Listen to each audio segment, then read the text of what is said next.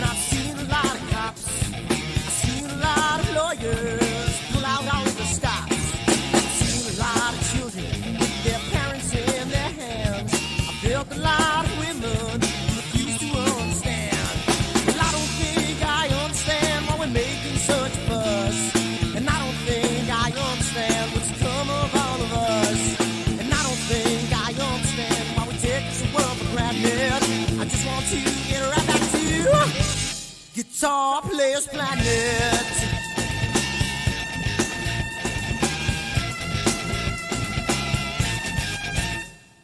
You see it in the papers, you read it every day. The riots and the fires going on in South LA. The muggers and the government, they're all wanting the same thing. They take you for your money and whatever else you bring. Well, I don't think I understand why we're making such a fuss. And I don't think I understand what's come of all of us. And I don't think I understand why we take this world for granted.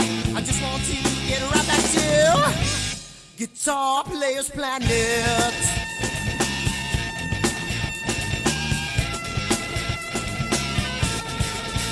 Take me.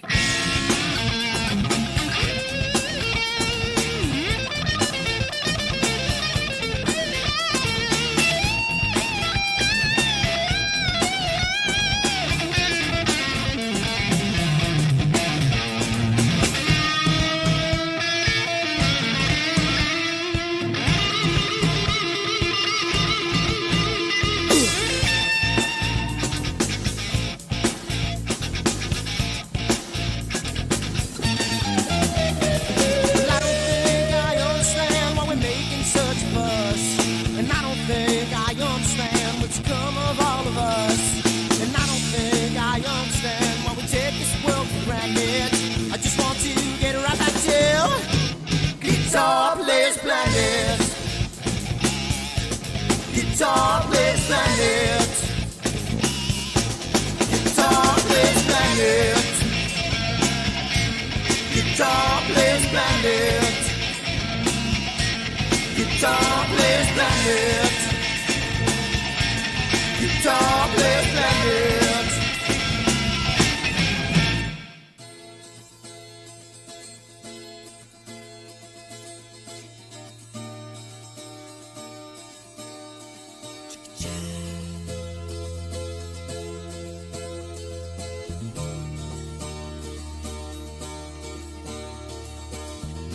Sunny skies, the smell of palm tree air. Looking back, I could never feel fair. The way that music has touched my soul, the way that the South holds its control. But I've got a new way to choose. I'm gonna start running back to the land of new.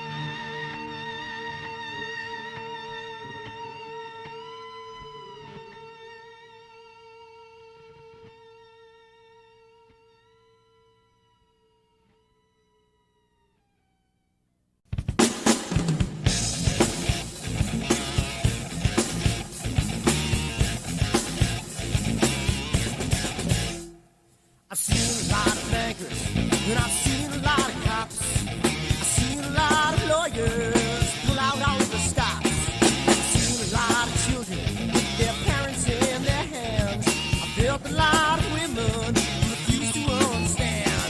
Well, I don't think I understand why we're making such a fuss. And I don't think I understand what's come of all of us. And I don't think I understand why we take this world for granted. I just want to get right back to Guitar Players Planet.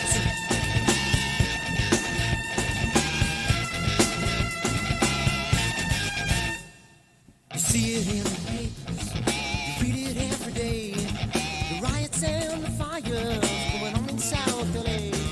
The muggers and the government, they're all wanting the same thing. They take you for your money and whatever else bring.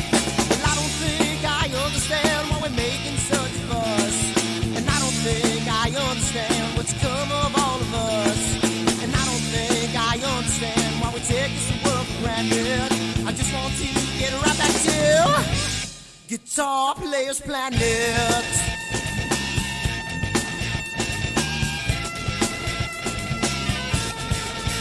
Take me.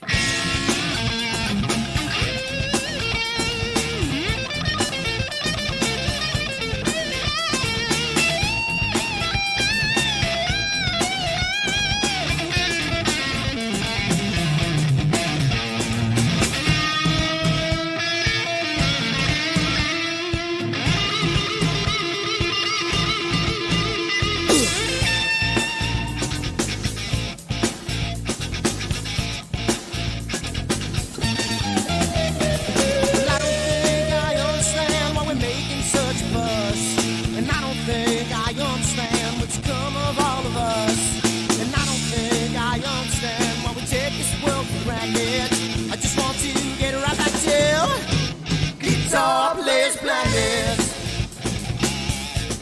Guitar Players Planet. Guitar Players Planet. Guitar Players Planet. Guitar Players Planet. Guitar Players Planet.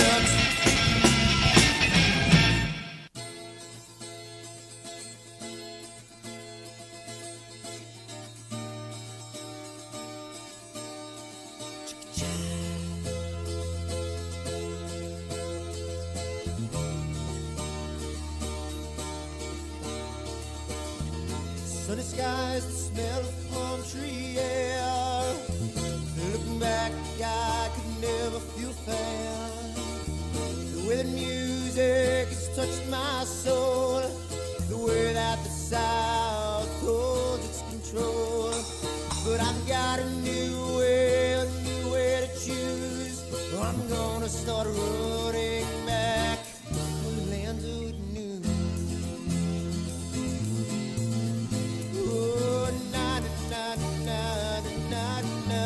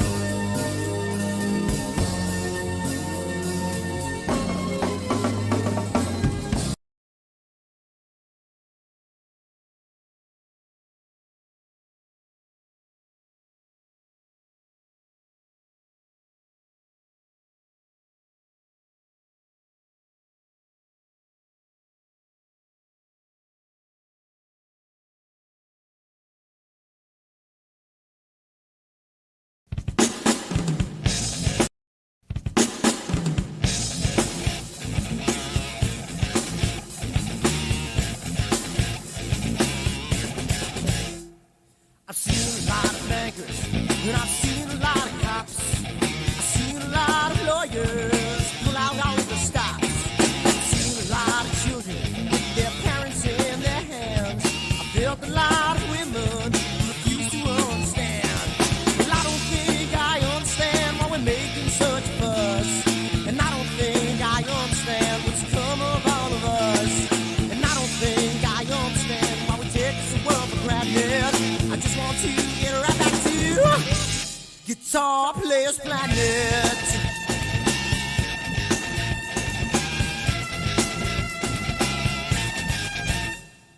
You see it in the papers, you read it every day. The riots and the fires going on in South LA.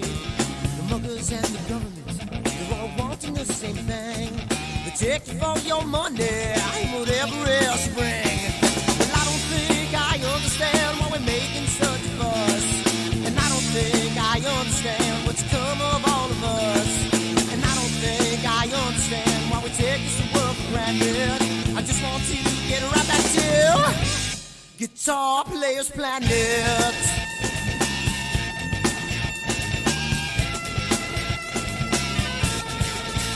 Take me.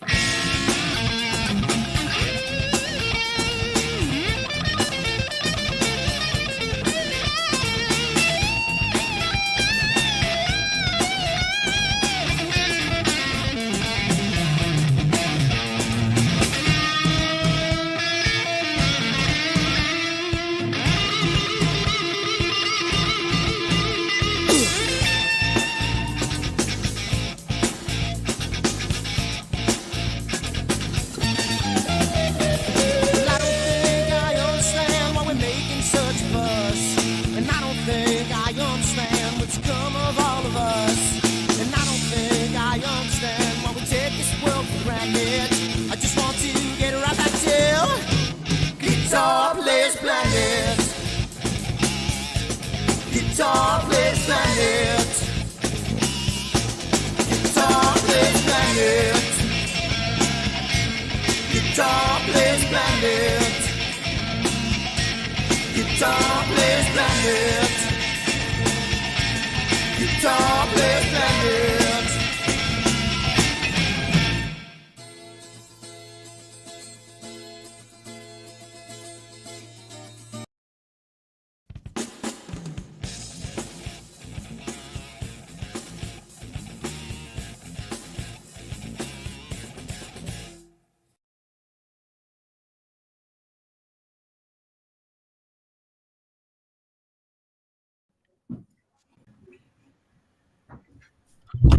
Good evening, everybody. How's it going?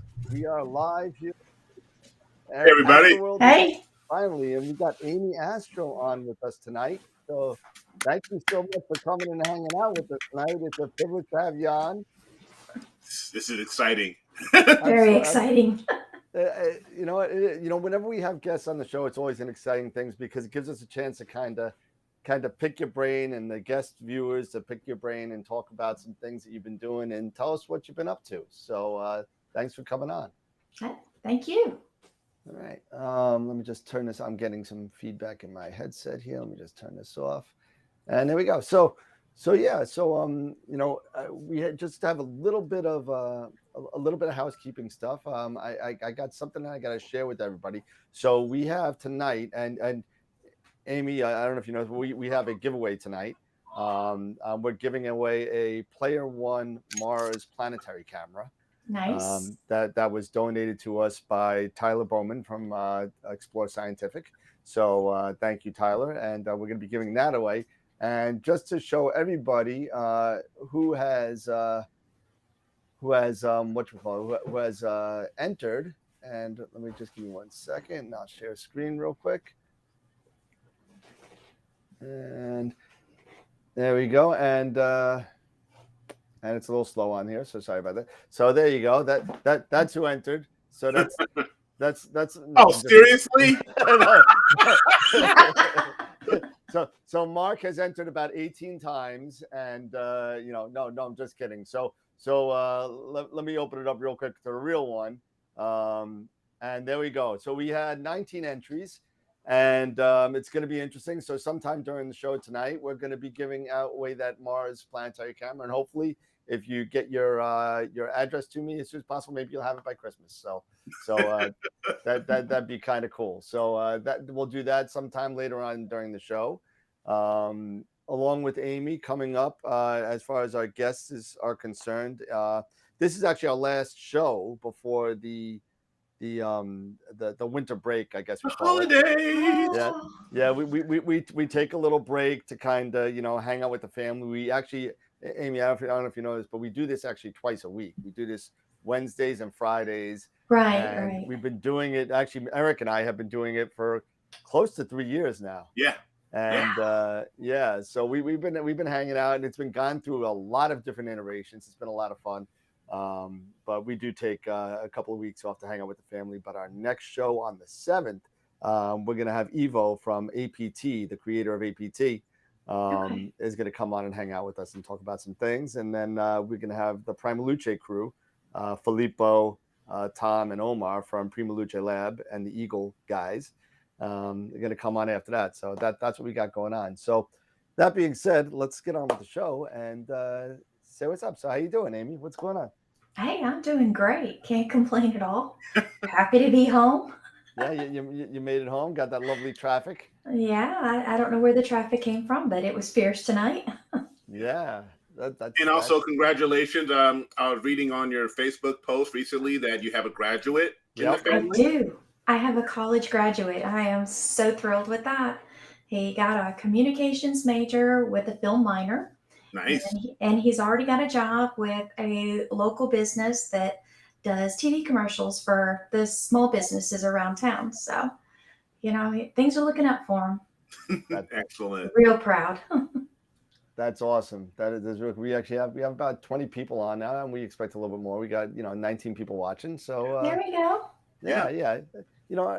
Pretty cool. So real quick, if I sound kind of weird, it's because I had surgery yesterday. Oh. I had oral surgery yesterday, so I don't know if you guys can tell.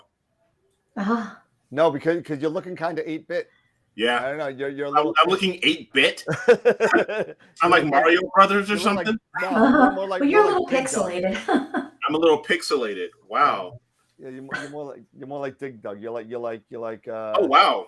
Because I'm bouncing because I look at the live and everything looks good. But if I hop over to YouTube, it's like, what's going on? See, and I look at YouTube and it's great, but on the live stream, it's like, what's going on? Oh, yeah, you look okay. You look okay on the YouTube. I don't know. Maybe it's something to do with melon. Yeah, I don't know. So if I sound like I have a lisp or something like that, it's because I had surgery yesterday. So there you go. It's all good though. I can talk and I've got a new smile, so it's all good. Perfect. There you go. So did you? Eric wants to know if you snagged Scott's stream because I have no idea. You know what? I have no idea. I'm usually one of the more solid, as far as internet connections. So who knows? But you know what? Recently, we've gotten some crazy winds, and I don't know. I built a wind, Amy, I don't know if you know this, but I've been talking about this for the past couple of weeks. I built what's called a skybox or a wind structure. And I made it out of PVC, and I glued it all and everything. And we've been having some crazy winds. The first couple of nights, it worked great, up to 40, 50 mile per hour gusts, no problems. Wow. Yesterday and the day before, we got about 80 mile per hour gusts here in Illinois. Took that sucker right out. Flying sail. Yeah. Out of control. It went out of control. Fortunately, the RASA and everything is all good. But my wife, she looked outside. She says, honey, I'm sorry to tell you this, but your little structure is in the shambles. Man, I would kind of think an 80-mile-an-hour winds, you might want to take it in. I don't know. I scoped it at that. You know what? And it was, here, it's so cold and I didn't want to go out there. So I was like, And me being a little, maybe a little bit of hubris got to me. It's like, it'll be fine. 50 mile I'm per hour gonna wind. test this thing on the 80-mile-an-hour winds. Yeah, but 80. But guiding was awesome. I was like 0.21, man. Yeah, so the Rasa made it. It's all good. Everything is fine. It has basically lifted the whole thing, carried it over the Rasa. Oh my goodness. The Rasa has a force field around it. I know. Gosh. So, but it is what it is. So I'll rebuild it, but not a big deal. I'm actually looking for a photo that I had. Oh, there it is. That's one. So Amy, I don't know if I'm sure you'll recognize something like this, but I want to show this to you real quick because I told you I was a fan before and I wasn't kidding. So I'm going to show you this real quick. Where's my Papa Bear? I did anchor it down. I had that sucker down with tie-down straps.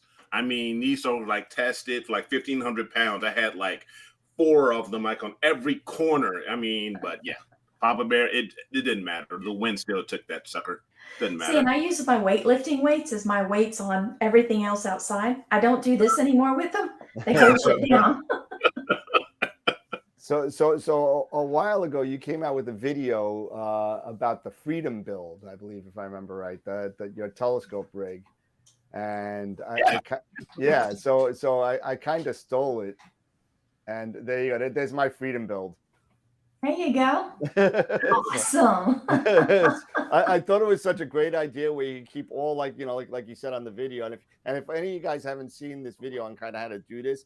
Basically, you got your whole rig, all your computer rig on the bottom, and you lay whatever you need on the top. So you don't. All you're switching is the telescope if you have multiple telescopes. And I thought it was an awesome idea.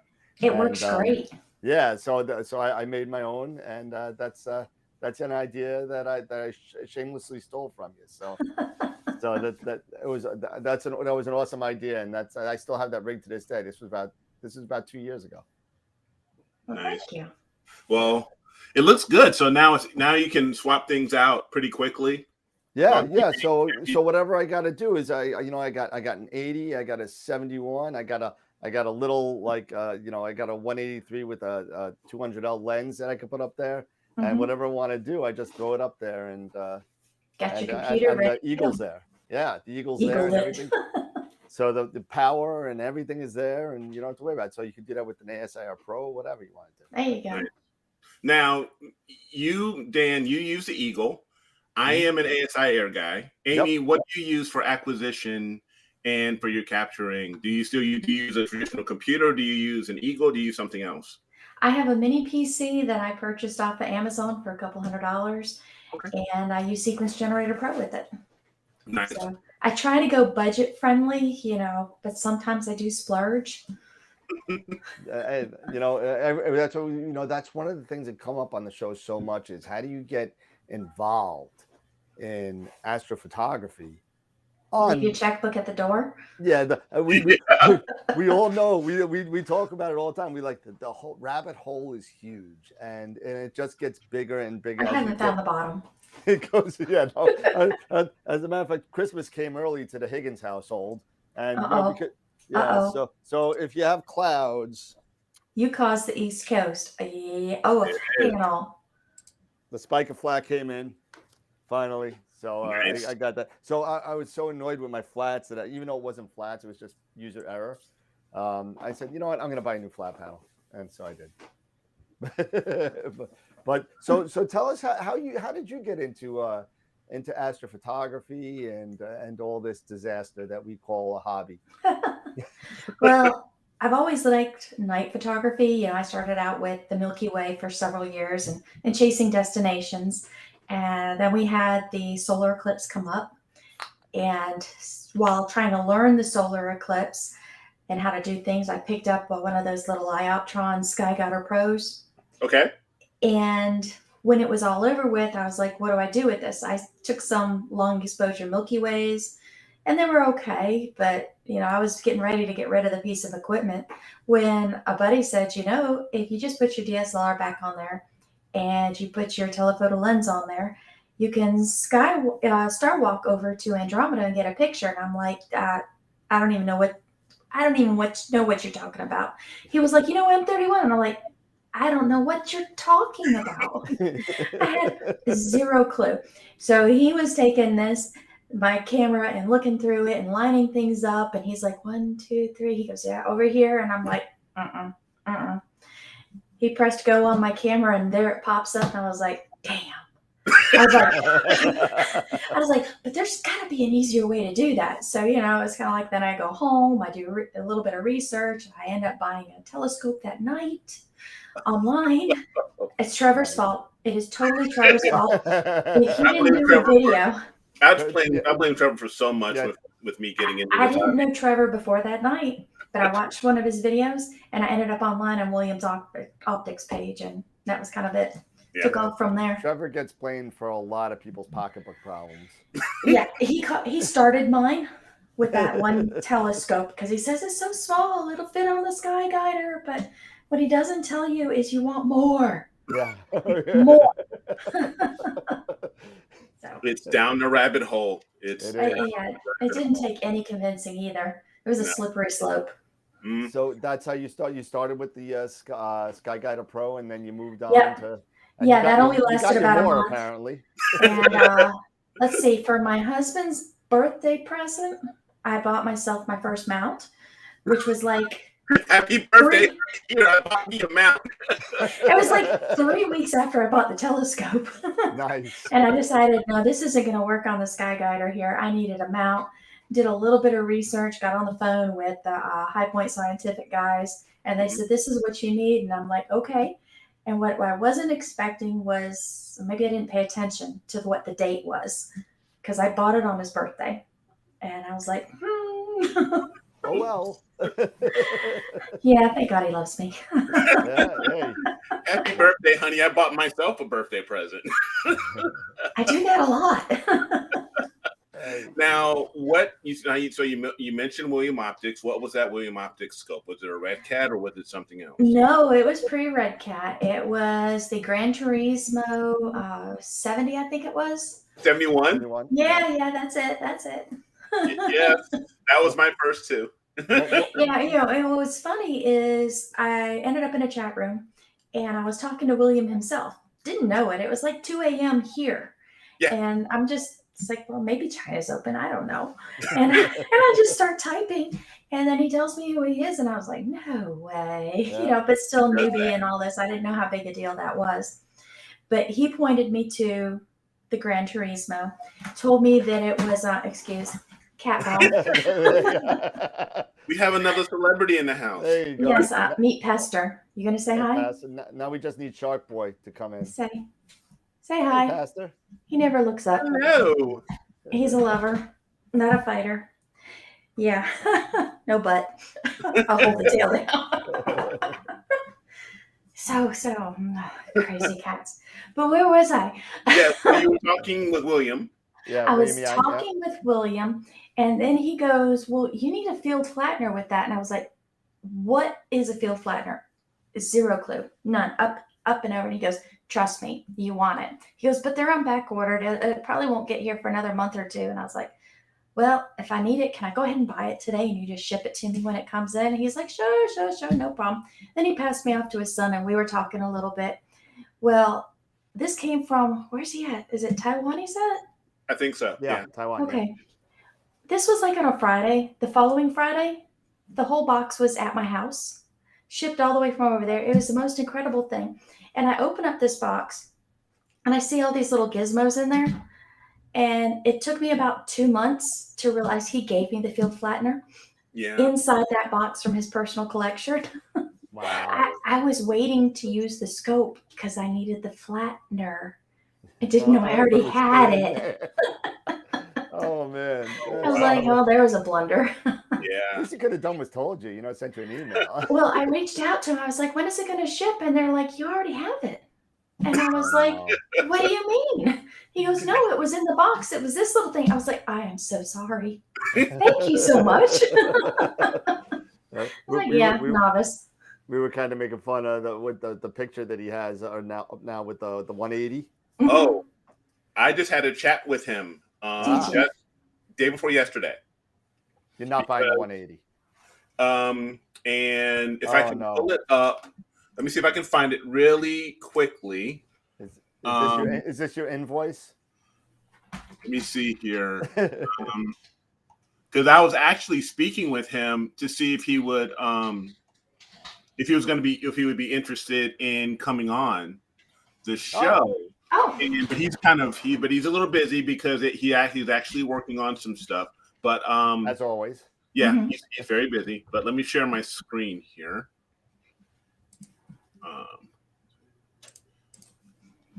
Let me see here. Okay, so I'm going to share my screen here. And hold on a second. And there we go.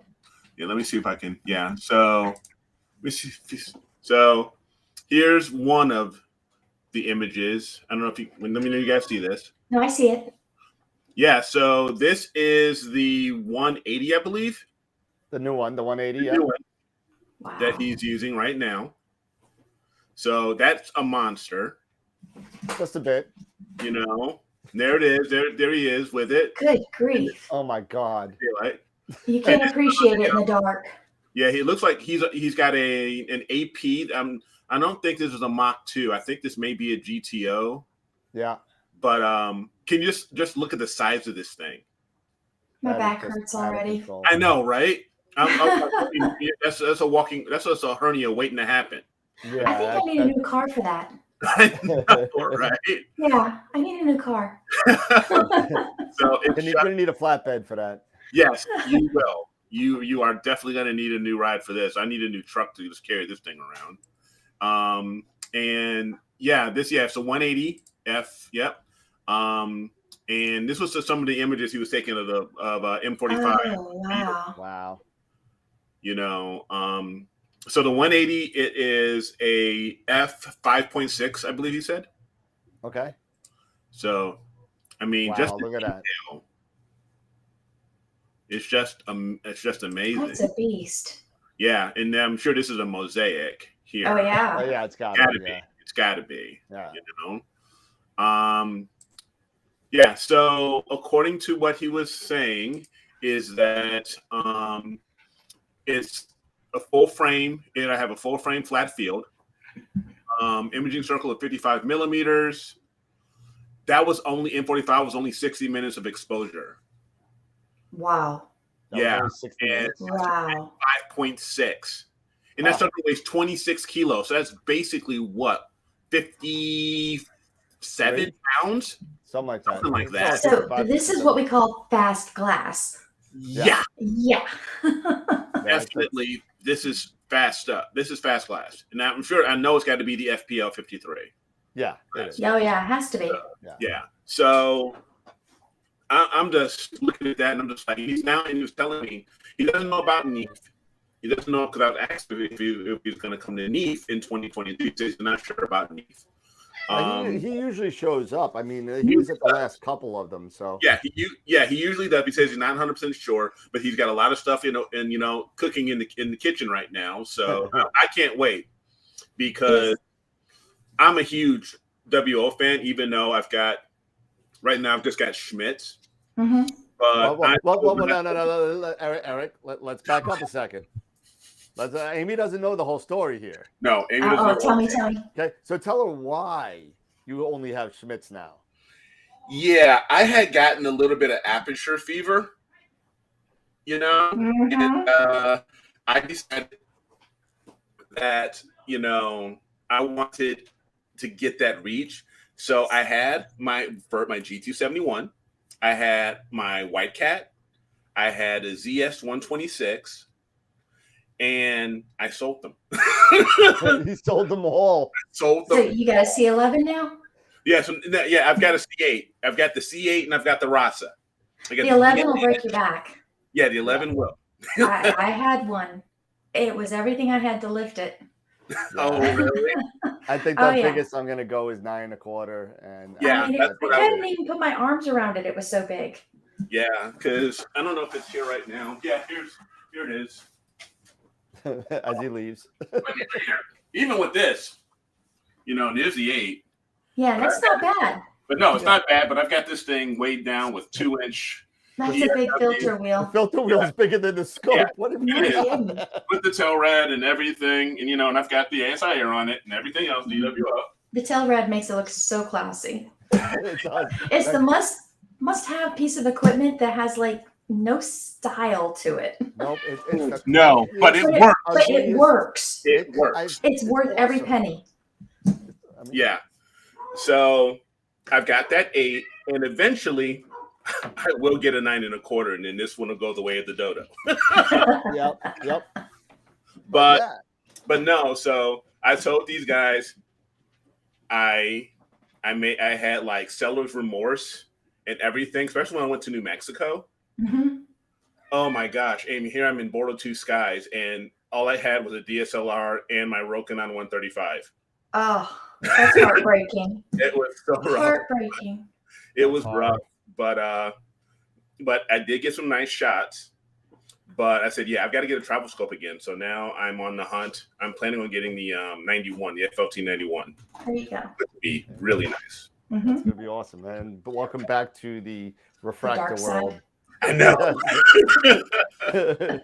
I have yet to go back to the Schmidt area. I did what a lot of people shouldn't have done that end up doing is starting with Schmidt's, and there's a learning curve there.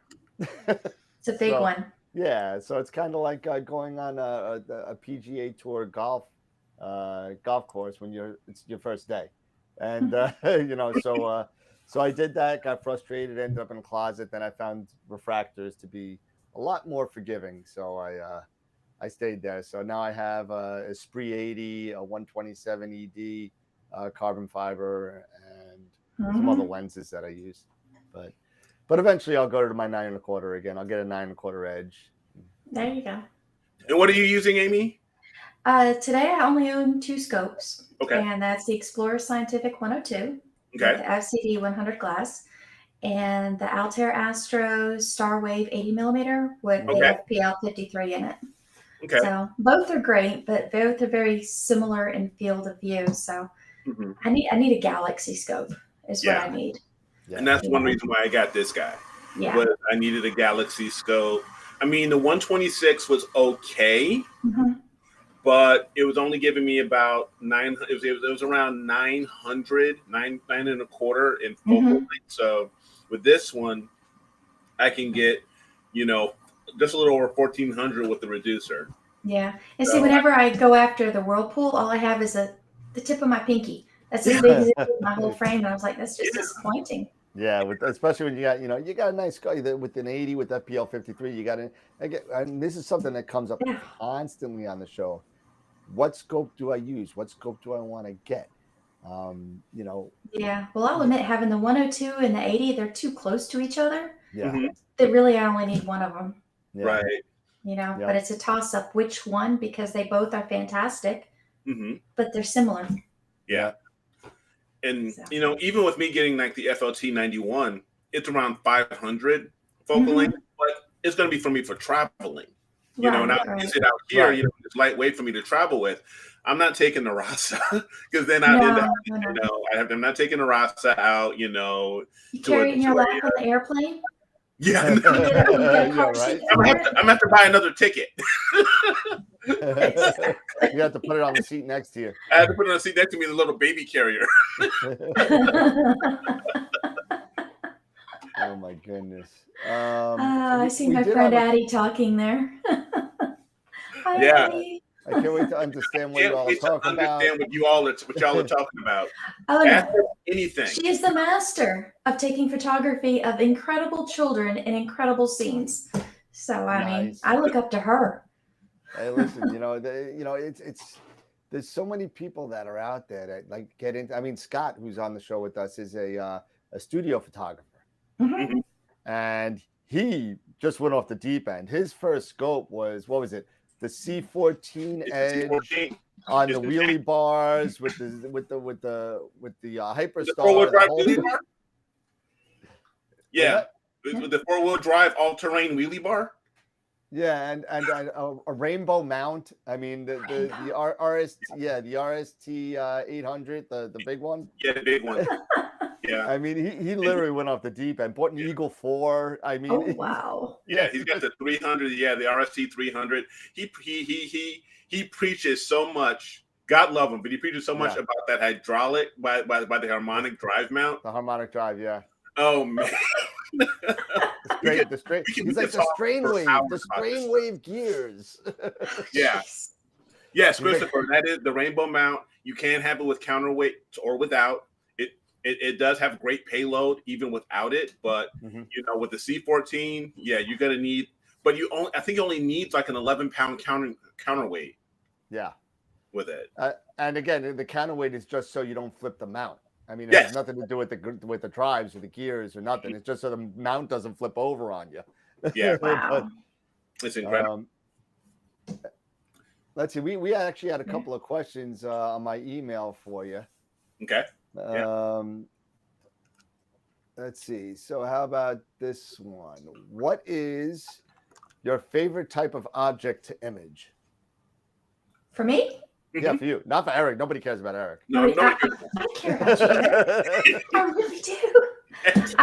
My favorite things are things full of color, lots of definition. I'm a nebula girl. Really, really love the nebula.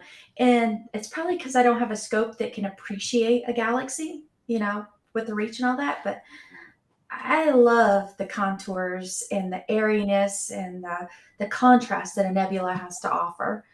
And everybody looks at one and they see something totally different.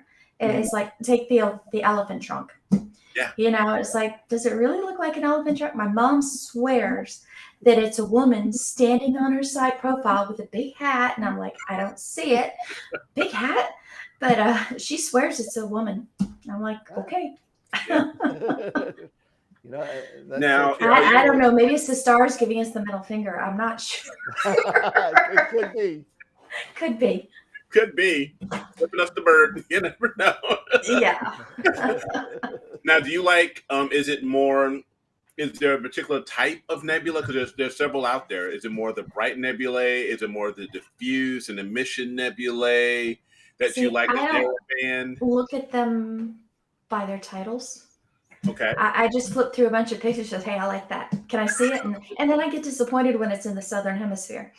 Yeah. What do you mean I can't get the Tarantula Nebula? What do you mean? Yeah. I really, Karina, really? I can't get that? Yeah, and they were talking about it. I was like, dude, why can't I get it? And it's like, well, because I don't talk Australian. I don't know. Yeah. Yeah, no, I like anything that I can capture. Lately, I've been looking at more of the dark nebulas.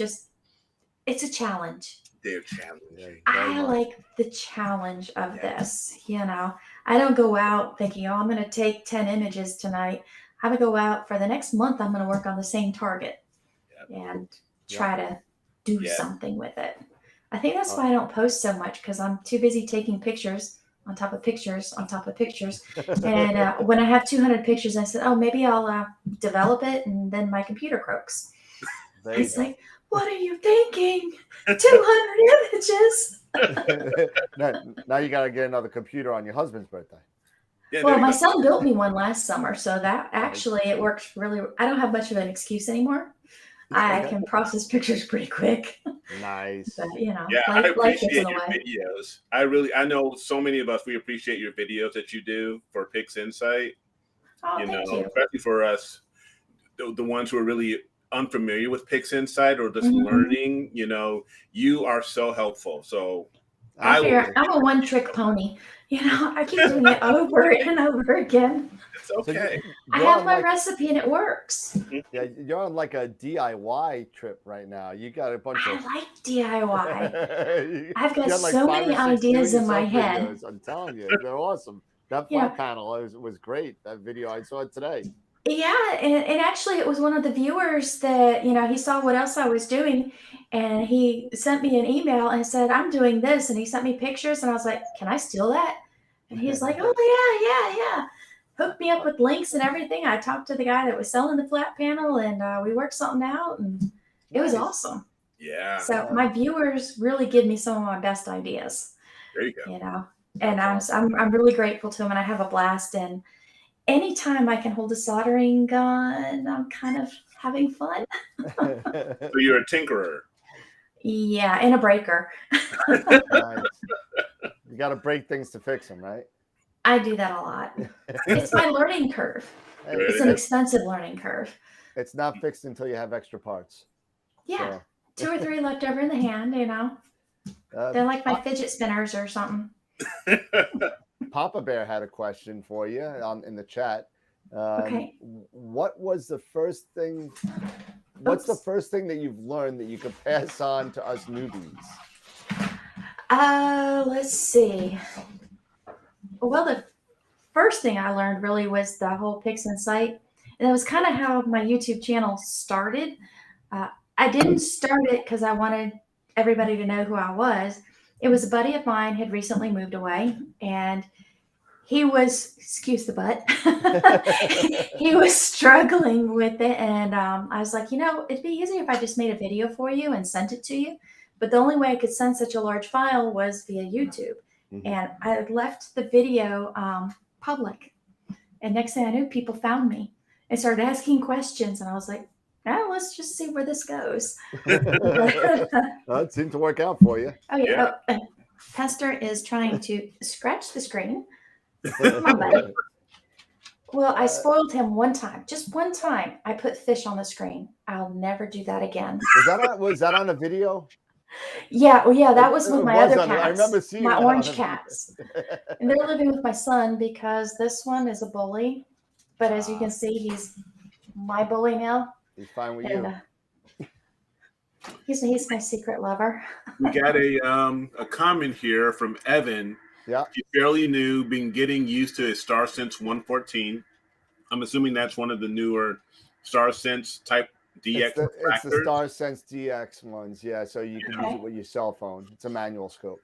Okay, so it's a manual scope. Hard to pick up galaxies. Hard to get out in the cold weather too. Mm-hmm. That's about AP. Hey, welcome to AP. Especially, depending on where you are, you're gonna be out in the cold. Trust me, I know. I'd really love to upgrade to get to a Nextar 127 and set up my remote view on my PC. Well, first thing, I would like to ask you, basically, so you want to pick up galaxies. Evan, if you're really serious about galaxies, consider a Schmidt-Cassegrain if you're interested in galaxies. Now, you can get some with refractors, but you want to get the right refractor. Okay, you want to get one with that's going to really pick up that detail. But such as a 127 is good, but you're going to have to get something maybe like maybe a William Optics or a Explorer Scientific, something like that. But if you're interested in galaxies, think about a Schmidt-Cassegrain, like an Edge 8, something like that, to get started with. There is a bit of a learning curve because you have to learn about collimation and stuff like that, but that would be something I would think about. Phoenix Astro, 5. Wait, I lost that. How many times did I have to rebuild the wheelie bar? There you go. 5. Well, the first 3 were just so I wouldn't look stupid on camera. There you go. And then I still succeeded at looking stupid on camera and doing it wrong. Hey, that's what makes it fun, right? Oh yeah, that's it. What else you got? We got a bunch of stuff in the chat. Everyone's really just shouting out to you, saying, "Hey, great job with all the videos." Let's see. That's it. I did get a Twitter from Dominic. I'm on everything. This is on everything. I'm not on Twitter. I'm not Twitterfied. So now I'm just gonna say that, and you'll get a kick out of this. But I'm not trying to say this. You'll see. My Twitter following jumped up about 300 followers in a weekend. Wow. Whoa. Because of that craziness that Travis Scott did with the AstroWorld concert. Oh, Where people got killed and stuff. Oh, they thought you were that one, didn't you? We were actually doing a show that night, and people were coming on the show asking for Travis Scott. And I'm like, AstroWorld? This is not Travis Scott. And then we go into the next day, and I look at my Twitter following. I went from like 500 to 800, and I'm like, I felt so bad. I'm waiting for all these people to drop off my Twitter following, finding out that I'm not doing anything, and nobody's You're not dropped off. legit. So, but I do have a question from Dennis Hess. So on the number of lights, as Amy, do you believe there is a point of diminishing returns with the number of lights that you take? For me, it's more of preservation. I have that many that I have to throw away. So I take a whole bunch just so I can weed them out. I really like my images that have up to 100, especially if I have a good dither on them, because the noise just disappears. It's just amazing how that is. So my goal is to take 100 images and then weed out about 25 to 30% of them because they're just not good enough. So maybe we could ask a question then. How do you kind of ascertain which one's to chuck? Well, in PixInsight, I'll use the blank. That gets rid of the very obvious ones that are nasty. And then I use the subframe selector there in PixInsight. And I look at the roundness of all the stars. And I know if my eccentricity is at about 0.4, it's a pinpoint perfect star, which is not achievable. So if I can get to be anything less than 0.7, I really like 0.5 to 0.6. And that's where I try to keep all of my images. So I know they're at least sharp and no drags. But yeah, I'll take 100 and I'll scrap about 25 to 30%. Okay. Norm was also asking, speaking of this, so we're talking about lights, what is the average length of your images? Most of my images are 4 minutes. I have tried to go up to 10 minutes, but with airplanes and everything that goes on around me, I lose them. So I would rather get 2 4-minute images and lose one of those versus a 10-minute long image. And I just I do everything at 4 minutes right now. Okay. Because I don't gain anything more at 5, Mm-hmm. other than more lost subs, because at 5 minutes, I will get a plane through it. Oh yeah. Okay, so you're in a flight. So you're in a flight path. I am in a definite flight path. Yeah, I can thank Atlanta for that one. Oh yeah. Yeah, it's a nice hub to be around. I'm telling you. Oh yeah. Yeah. Little busy. Yep. Let's see, I'm just gonna get this. I don't even know why I have my email up there, but I'm gonna get that off there. Let's see, hide. There we go. Okay, so Yeah, I'm looking at Greg's comment there. Yeah, they can go away. Yeah. It's just more frustrating. Yeah. You know, when you see it, you're like, damn it. You know? Yeah, especially when you got that big plane with like 5 lights coming through, and you just like, yeah. And they're always on the same path for me because I am in a flight path. I mean, I swear they go right over my head all the time. Yeah. I moved out of the city to get airplanes. Yep. Go figure. I feel your pain. Eric is from the suburbs of Chicago. I'm from Long Island. Oh yeah, you got him. So I mean, he's got Chicago. I got what you got, O'Hare? Yeah, I've got 2. I've got O'Hare International, and then I'm not too far. I also have Rockford International. Okay.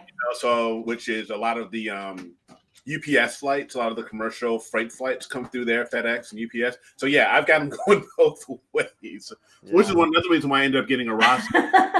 Yeah. You know, you see the one that Phoenix Astro just put up there? Yeah. Like your hair, Dan.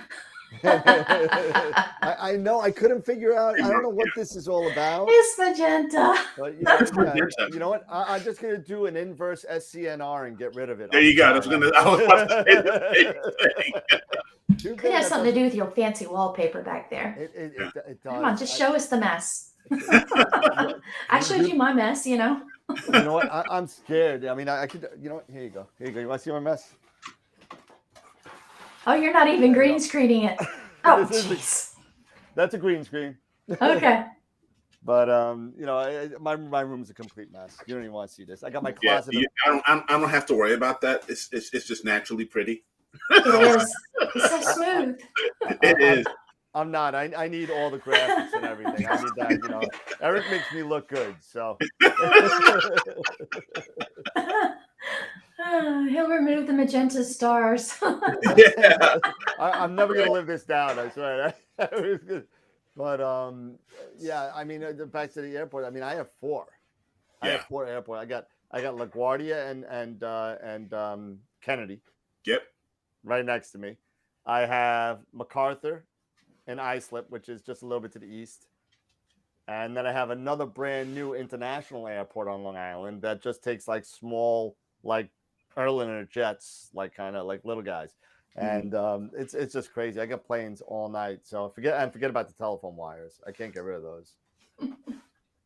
Let me ask you something, Amy. Yep. How long have you been doing AP? How long have you been doing astro imaging? 2017. Okay, so since 2017. Okay. So we're about the same time. Okay. It out of these 4 years now, what do you consider maybe top 3 favorite that you would say this is where I think I nailed it type of images where I absolutely love these? Okay. 3. My first image that I completed that I still love today happens to be the banner photo on my YouTube channel. It's the horse head. Okay. I don't know why I love that one so much, but I really do. And let's see, 2 years ago now, I did a 2-panel mosaic of Andromeda. Now that one is one of my favorite ones. And let's see. Actually, I just edited last week. And I've taken this target many times. I take it every single year about this time. And that's the Triangulum Galaxy. Okay. And that's the one that I'm doing the video on. And I'll complete that up this weekend and ship it out to everybody. But by the time I got done doing that video, I had processed it 4 or 5 times now. The video one is my favorite one out of all of them. Nice. So, I mean, it just really looks good. So then let me ask you, how I mean, a lot of people said that we go back and forth on the show quite a bit on how long it takes to process an image after combination, after WBPP or whatever. How long do you invest in doing that? We have people that do 5 or 6 hours, and we have people that do 45 minutes. So we got people all the way on both sides of the spectrum here. About how long do you, on a relatively normal image, because everything has their own challenges. On I guess your run-of-the-mill image, let's say, how long do you really average process an image for? I usually will do it over 2 days. And I'll do the first day of just the calibration. And I can get the calibration all hooked up to a single image in about 3 hours. Okay. And then I take a break because after 3 hours at the computer is just long enough. And I can fine tune it in about another 2 after that. So it probably is taking me close to 5 hours. Okay. Unless it's a multi-night target, because then I've got flats for each night to deal with. I've yet to figure this out, and I'm probably a little bit crazy because I have a night crawler and I know the exact number of my focus point. That if I take a set of images tonight, there'll be one focus point on the same filters. And if I take them again tomorrow or the next night, a different focus point. So I'm taking 3 levels of filters. He's back. Butt down. And come on, go to your basket. I bought this cat a basket just to keep him from being all over everything.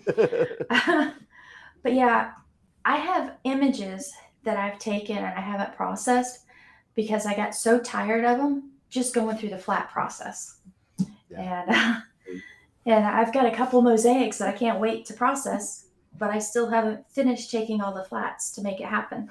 Okay. So I'm like, Don't touch the camera. Don't move it. Don't nothing it. Don't rotate. No. Don't do anything. Just but at least having the night crawler, I can rotate it to a certain number.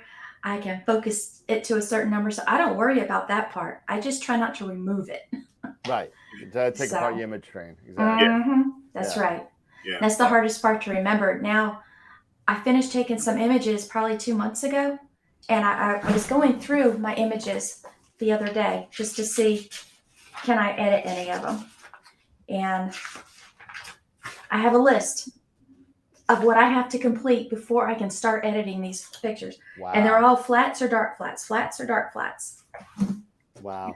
So So it's that's pretty. So do you put all your focus points and your rotationary degrees in your fit setter so you can go back, or do you actually just I build it into the file name. you build My file name is about this long. Oh yeah. You know, Yeah. Yep. I hear with you. the date, the target, and all that stuff. And then I've got my gain programmed in there, my temperatures in there, focus, rotate, filter name. So it is quite long. Yeah. But there's a method to the madness, and I can usually walk myself back through just about anything. Nice. Nice. I think I saw a question from Evan, I think. Yeah, he said he's looking at the Nexstar SE series. For the price, which would you go with? A 4, 5, 6, or 8? $120 between the 5 or 6. Is there a big difference that is noticeable? Yeah, there is. Personally, if I was to go the Nexstar, let me say this, Evan. Nexstar is great for planetary. Now you can do Astro deep sky imaging with it. You can, but you will not get maybe the best results if you're looking for really sharp images and flat fields. Those really flat fields, really sharp images. You won't get that out of a Nexstar series. Now but you can do planetary, no question. You can get some great planetary out of it. I would strongly consider, if you are going after galaxies, make the investment. I mean, if it takes you a little bit of time, or look for something used, look to start out with an Edge 8. An Edge. Yep. Get an Edge. Agreed. That's why, because they have specific mirrors that give you a flat edge. Those is why they give you that flat field all around. And then you have to get a reducer, or else you're going to be shooting at f10, which is fine for Galaxy, but it's going to take you a while. Yeah. You will shoot at so if you get a reducer, you shoot at f7. Okay, so you're going to be shooting, at basically 7 times, that at that 7 point. So here, let me give you an example. If I shoot a Galaxy at f10, it's going to be about a 10 to 15 minute per light. Okay. That's serious guiding requirements. That's crazy. Serious guiding requirements. So you will have to consider getting an off-axis guider. Do not get just a simple guide scope. Get an off-axis guider. Then, so at f10, you're going to be taking a while. At f7, I can get away with 6 minutes on a Galaxy per light, and I can still get good guiding, but there's a lot to go into it. If you, I will, Dan. I mean, do we still have access to email, or is that still down? No, that's never been down. It's Okay. Yeah.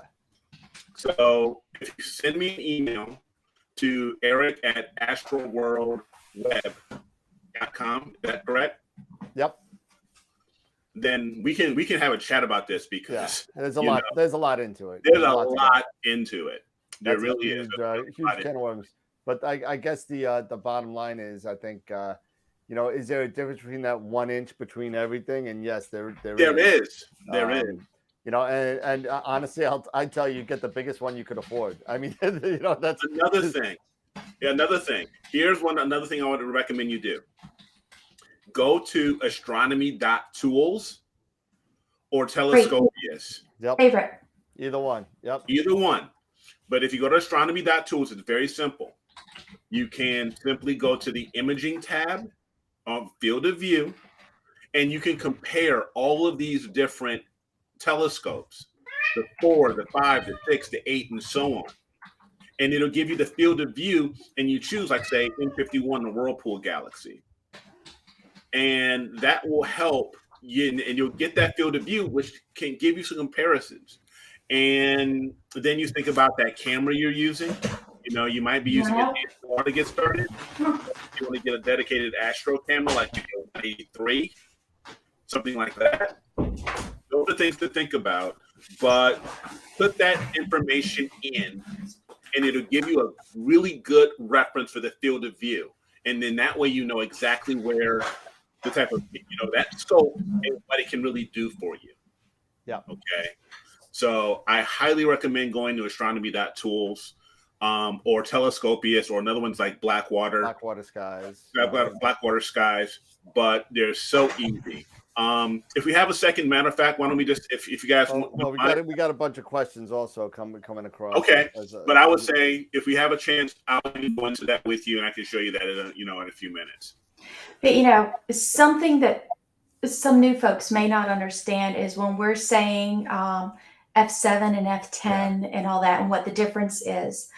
The difference is the higher the number, the smaller the hole at the end that light can get through. So generally you'll get a sharper image, but you need a lot of light and a lot of time to get a good exposure. The smaller the number, the larger the hole is, that you can get a whole bunch of light in, and it's considered a faster lens because it allows more light in really, really fast. So a low number is desirable, especially when you're looking at camera lenses and stuff. But an F7, F6 are really good for telescopes. F10 is tough. Yeah, you need a lot of light to make that happen. Yes, you do.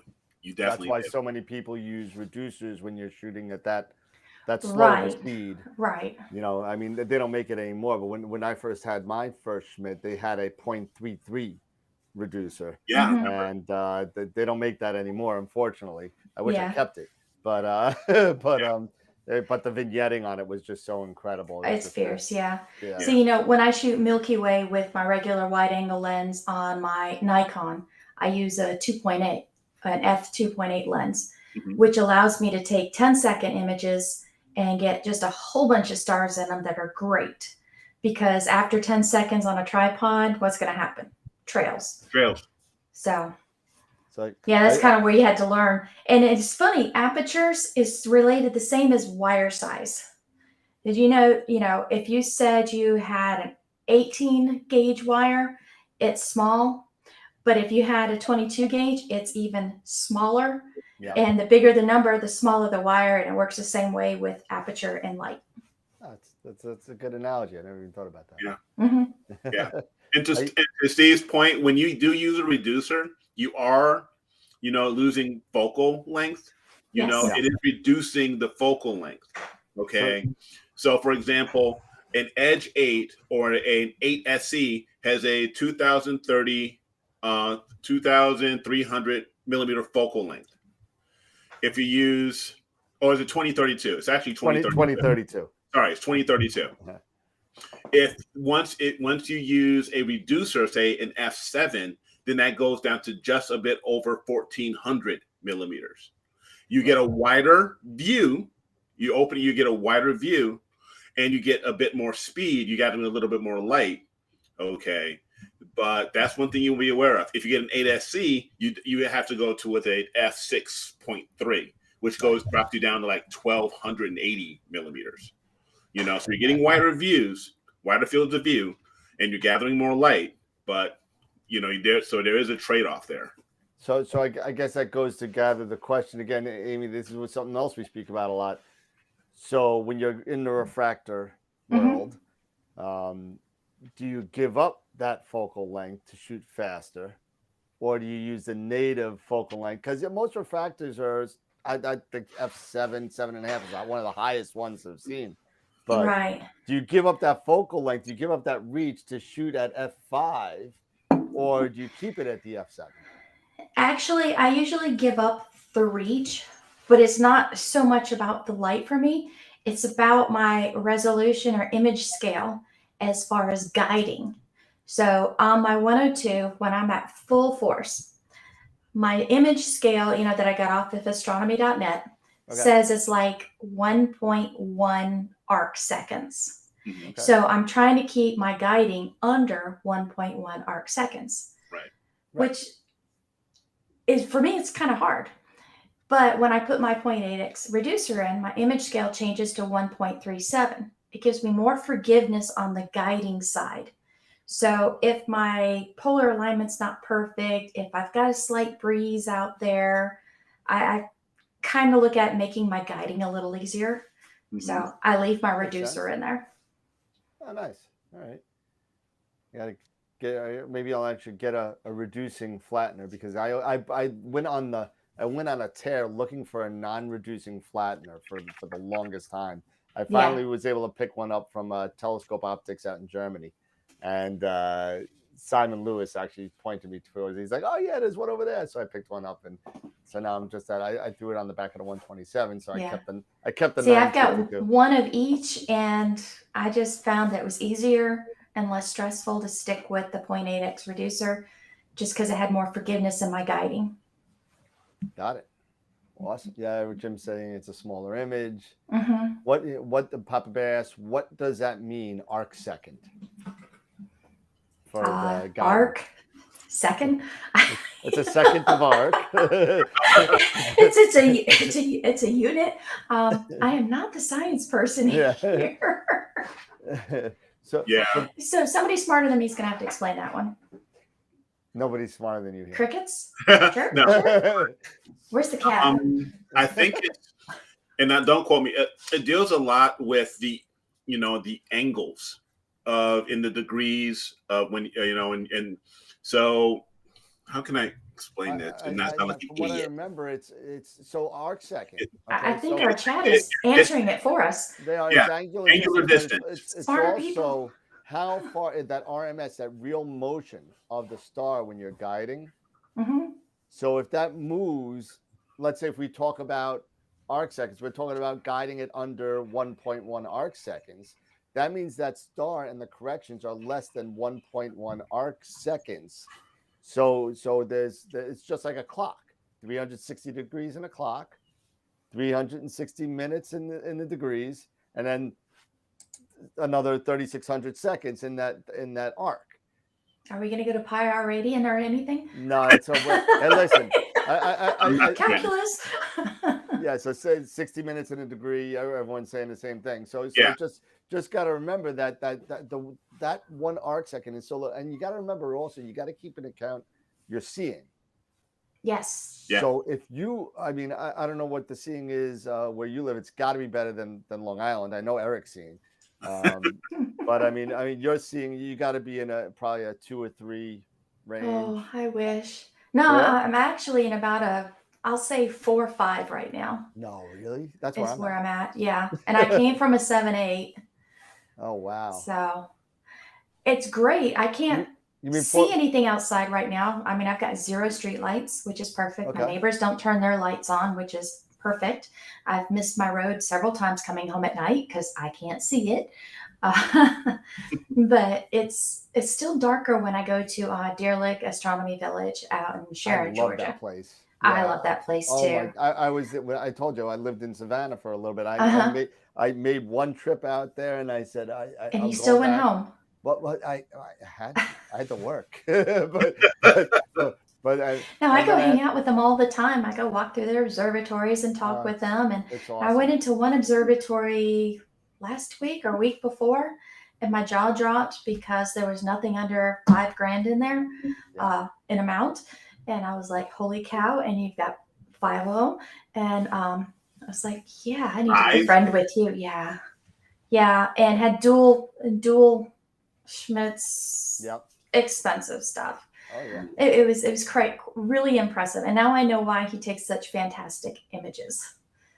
So it's funny. So I went to a place that was very similar to Deer Lick in the border of South Carolina and North Carolina. There's the Carolina Amateur Astronomers Club, and they have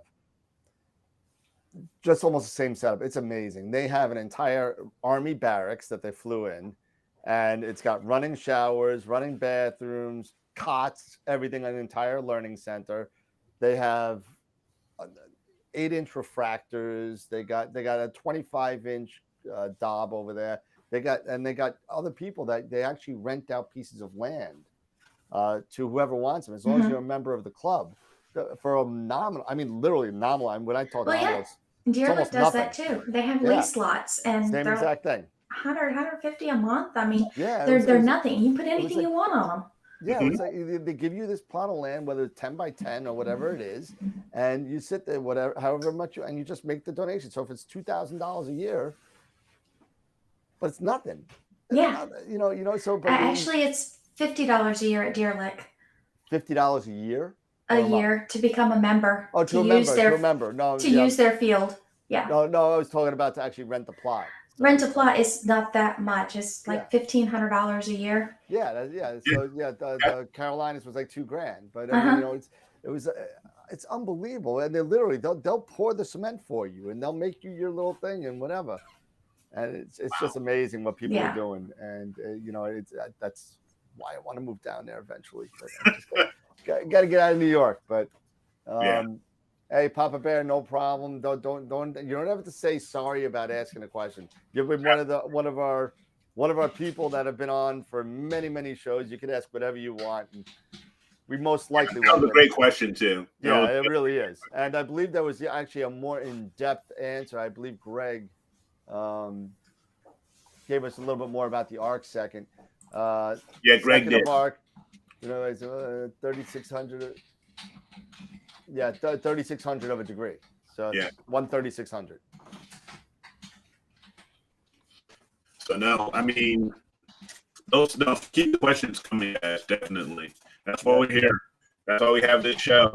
Have some fun and answer questions and spend some time with everybody. Here we go. We got another one from Greg at Amy Astro. So, what kind or power computer do you have for processing? I'm upgrading. I'm typing my heart out to answer that one right now. Oh, I'm sorry. He's already on the call. I was on top of that one. All right. I have a custom built computer. My son built it for me. So it's got all kinds of stuff packed into this thing. I don't know the exact specs. I do know I have like 64 gigs of RAM. Okay. And I do have 4 bays for hard drives in there, and each hard drive is like 4 terabytes. And really the best answer, because whatever else I say to you, I'm going to be lying, is I have a video saying Mac versus PC, which is a little jaded, but I do tell you exactly what's in my PC. And the only change since then is he put a new video card in mind so I could do video capture just a little bit easier, screen grabs. Gotcha. But it's an awesome computer. So if you don't mind, go back to that video, Mac versus PC, and at least skim through until you see the list that tells you what it is. Yeah. And my son is totally willing to build any computer for anyone and ship it to you because he's really good at it. There you go. You heard it. Amy's putting her son out there. I'll put my son out there. You just have to open your wallet, and he won't steer you wrong. Especially for that video card these days, because we're getting really slammed the prices on video cards right now. Oh, yeah. He has been known to buy computers that are pre-built just to piece them out to build a better computer. Yeah. Because that's the only way he can get that video card. I mean, I purchased an Alienware. Uh-huh. And, semi-decent computer. I'm just too lazy to build my own. Semi-decent. But that's no longer in existence. Me and Jason, who is another person that's on the show, we got together and we rebuilt it. And the only thing we kept out of the Alienware was the RAM and the video card. Everything else is garbage. Everything else is in there. Spent $2,000 on a computer. The only thing that was there was video card left. Yeah. So now I got 128 gig of RAM. I got, me and Eric are both like tech kind of guru kind of people. Yeah, we are. We're both in IT. So we're nerds. Oh yeah, and I see Greg asking about the pricing of the computers, and then nobody ever mentions that when you're doing astrophotography, because that's one of the first things you have to upgrade just to handle the program and everything. And I guess because my son built it, it is a beast, but it was about $1,500. Yeah. And if you bought it in a store, it'd be well over $2,000. Yeah, for sure. Oh yeah, absolutely. Sure. And there's nothing worse when you're sitting there and you're walking through WPPP for like 2.5 hours, and then you get the nice error out of memory. Yeah. I've gotten that. Or it's sitting there chewing on something and it says I can't stack. Yep. I somebody's going to have to show me that weighted batch processing because I cannot get it to succeed. I Oh, really? do not know what I'm doing wrong. Everybody keeps asking for a video for it, and I keep saying, go talk to Sean because I fail at that. Exactly. Go talk to Sean. I'm old school every step. I like to control my image. There you go. Yeah. There's nothing wrong with that. No, it No, takes time, but yeah, I'm very picky about each step.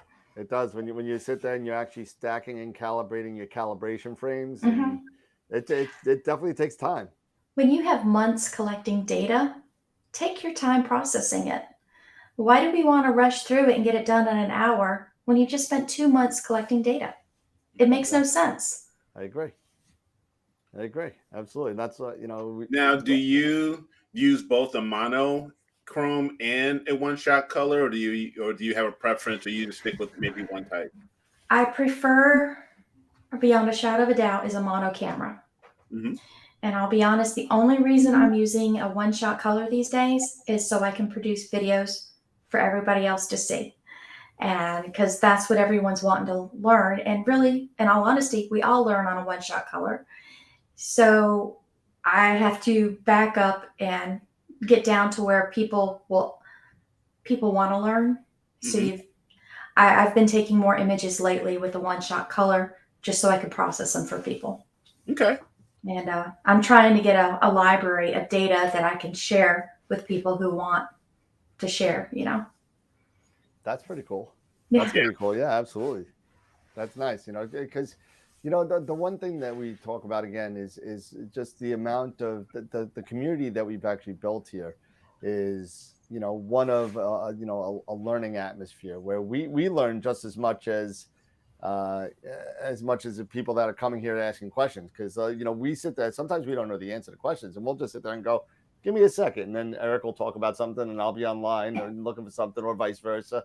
And we all learn during this process, and I just think it's awesome that It is. Oh, yeah. I like what Astronomy Notebook has made a comment about, saying we have to be a jack of all trades for this hobby. And that's absolutely right. And I think that's what fascinates me the most about it. I am not science strong, but I came from a strong photography background. I've also worked for an engineering firm as a designer. So I've got some of the electrical and instrumentation down and the soldering irons and all that stuff. So, and there's even mechanical that comes into this. Yeah. So it's a little bit of everything, and it's not something you can get bored with. And it's always something that's just, I don't know, it fascinates me. Every bit of it, even the things that frustrate me the most, which is usually software. usually. Mm-hmm. Mm-hmm. Especially, it's so interesting you say that, because like you just take a program like PixInsight, and I'm heading home from work soon. Yeah. Just email me when I'm in the prize. No problem. No problem, Greg. You got it. Got it, man. Greg is a long time watcher. Greg's one of the guys that's been with us from the beginning as well. So I mean, hopefully, we'll spin the wheel later, and actually we'll spin it. How about this? We'll spin it at 9:30. We'll spin the wheel. 15 minutes for the prize, and then we'll do that. I swear, if it lands on Greg, I'm gonna laugh my butt off. But I mean, it's gonna be funny. As a matter of fact, let me remove him from the wheel right now before I,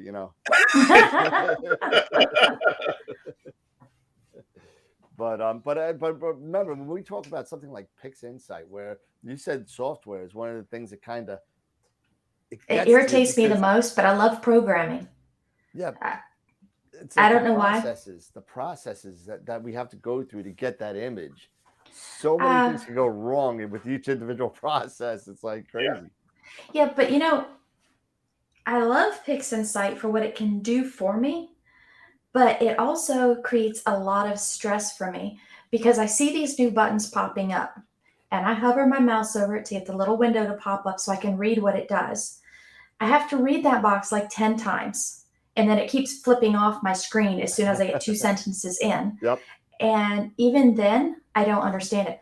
I've been known to take a picture of the screen real quick so I can read it, and they need somebody to rewrite all of those boxes. They are so full of technical genius talk that us normal folks don't have a clue what they're saying.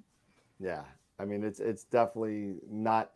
Those user boxes are not normal. They'll give you the description and the definition, but just not what they actually do. Right. And they'll repeat the title of what the box is all about in there. It does this. And I'm like, Yep. wait a second, what is this? What is this? Yeah. Exactly. Yeah. Somebody That's please get them to rewrite those. I remember when you did the subframe selective video, because I thought you were mad in that video because you were like, gosh darn it, they changed the whole thing on us.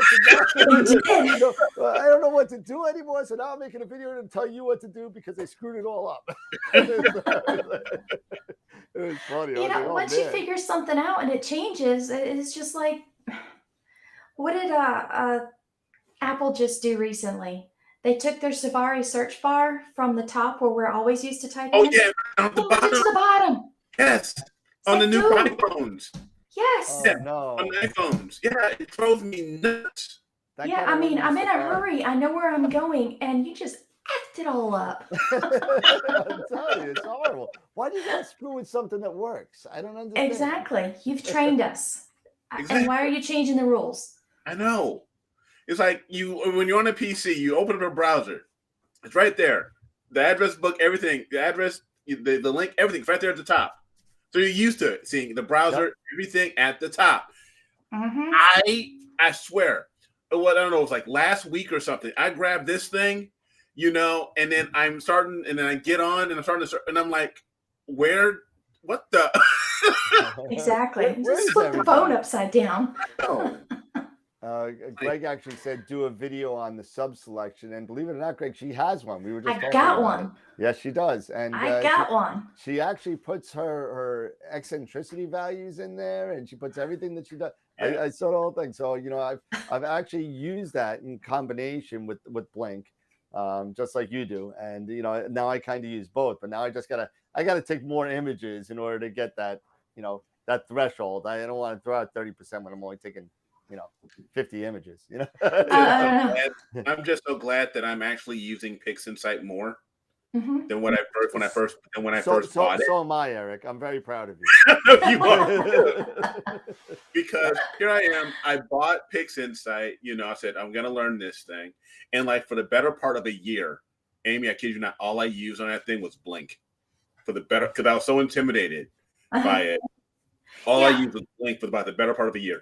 But why does Blink want you to do all those check marks? I don't know. But that is not selecting it. Nope. You have to literally click on the line and get it to highlight blue. Yep. That's selecting it. I'm like, what's the purpose of the check marks? I don't know. And why, when you move them to another folder, doesn't it take it off the Blink window? Yeah. I know.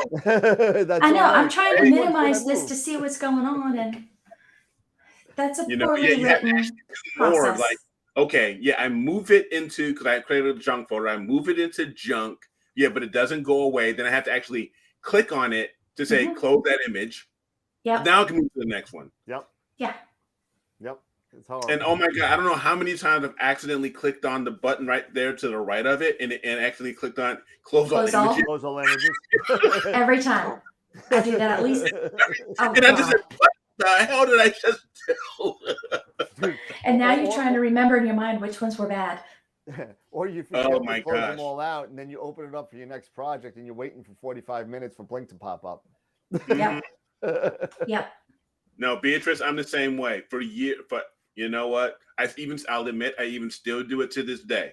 That I'll blink and do everything as far as selecting. I'll blink, then I'll throw it into APP, and then from APP, I'll keep it unstretched, and I'll move it right back in the PI. And then it'll finish it in Photoshop. No, just kidding. It's incredibly rare I use Blink. Shoot the delete straight out of there. Yep.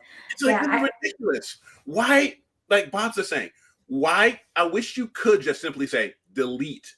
Okay, yes. I don't want that. Delete it instead of having to put it into a folder that's going to take up, I don't know, because depending on how many lights you have that you're dumping, it's probably going to be about 5 gig worth of junk. And then you got to go in there and manually get rid of it from there. Well, actually, I have a folder in there called bad data. I got bad data, and it's all separate. I like to save a couple of my bad data images just to show people what not to do. But other than that, I mean, you're right. I mean, you don't want to keep 30, 40, whatever images that are just garbage, unless Yeah. they have the different artifacts in those pictures. So let's say you have one with the satellite trail. Okay, you want to show it that. You have one with bad tracking. Okay, show that. But other than that, you don't need all that. You know, Yeah. I keep seeing people talk about decon. I've never used it. Deconvolution. I don't even know what it does. Maybe somebody needs to do a video on that one for me. Oh, Sean made a I good one. tell you, Sean made a good one. Sean's got one. Yeah. Sean, And what's the purpose of it? So basically it brings out more detail in the places that, like, let's say you have like a nice wispy area of a galaxy that you just want to focus in on. It's kind of like a combination of dark structure enhanced kind of plus sharpening the stars a little bit. So you can do that. You can do decon in a kind of like weird type of way with a game mask and do some other stuff. So it's worth learning. It is because but there are different parts to it. You need some support files that you actually have to make up, and most of it's automated. So now it sounds like work. It is work. It is work, and it takes time. It's not a short process. So you do this at the end of the image process or during the calibration process? So after calibration, right before the stretch. Yeah. Okay. Right So I before do a major noise reduction. Yep. And then I do my stretch and then another noise. So now it's noise reduction, decon, stretch. Yep. All right. Yep. I'll do some research on that one. Yeah, it's once you get a hold of there's 3 support files you'll need. You'll have to make them up. One's basically just a really black clipped stretch mask. Another one's just it's called the point spread function. What? Okay. It looks like a star mask, isn't it? Yeah, but it's really black. It's really black clipped. So you just want certain areas of whatever you're imaging. So it's a local de-ringing support image, it's called. So when you're using deconvolution, when it starts to shrink the stars a little bit, you could get really wacky looking artifacts like worm looking things. Or donuts. Halos around the star. Yeah, exactly. So you can get these things, and there are support files that will help you save the brighter stars in there. From getting those artifacts or having the background get totally screwed up on you, looking like some sort of trippy acid trip. But I need no help with that. It's definitely worth a gander. Take a look and learn it. Okay. Now I'm gonna ask you guys something, and maybe I asked this in the past, so if I apologize if I asked this in the past. Do you need to do decon on a one-shot color? No. I don't think you did. No. I don't think it's all for your mono. It's a mono thing only. It's a mono thing. Yeah. I mean, you can do it, but you're gonna get the same type of success either using MLT for sharpening and your dark lane structure enhanced script that you'll be able to use to kind of get those nice definitions in the dark areas of either nebulas or galaxies where you just want it to pop, or your local histogram equalization, and you just pop that in there. That might help too. Yeah, see, I like using the dark structure script at the end. Yep. And that does a really great job. And that is the only script that I use. I've never used the dark. That's kind of cool. I don't know. I've never even heard of it. Scripts break, and then they get rid of them right as you get used to them. And it just irritates me to no end. But that one stayed true and keep the defaults on there. And it's like the last thing I do when I process, right before I do a star sharpen. So it does a nice job. It really does. And if you just want that extra little pop, and and that adds more contrast to it. Yep. The dark lanes really stand out nicely on it. It's very subtle. And it's a no-brainer when you push OK. Boop. You open it up and push OK. That's Nothing else. Keep it simple. That's right. Yeah. Keep it simple. I'm going to have to play around with that because I use both. Like you, Amy, I use both. I'm more used to a one-shot color. That's what I stuck my teeth on. But I did get a mono, and I'm still learning. Because for me, I don't know, and I know Dan and I, we go about this as far as as far as the exposure time and the time for the entire session. Mm-hmm. For me, I just have it in my head. A one-shot color, I'm saving time, versus, You are. through each of those filters and stuff like that. But then he's coming back saying, no, my time is about the same as yours, even with the one-shot color. Ow. See, I'm more of one-shot color when I do galaxies. Mhm. And when I do nebula, I'm going straight narrowband. Yep. Okay. And I really love the Hubble palette. It just talks to me. Yep. Yeah. So I've been guilty of doing only narrowband Okay. for a good bit.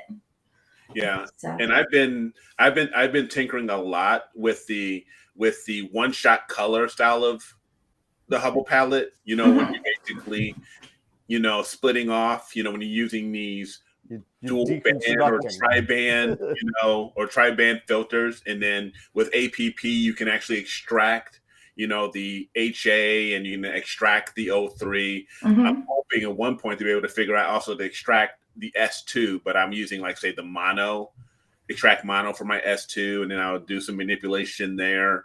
And then I'll do some, and I think it's kind of cool because with APP, then it also has a tool where you can actually do the combine versus using pixel math, in the way, which for me kind of gotten a little confusing. I can just basically just say, okay, I want to choose, Hubble palette, and I can just drop in those different, frames, and then voila, it's done. Yeah, and it's funny you say pixel math.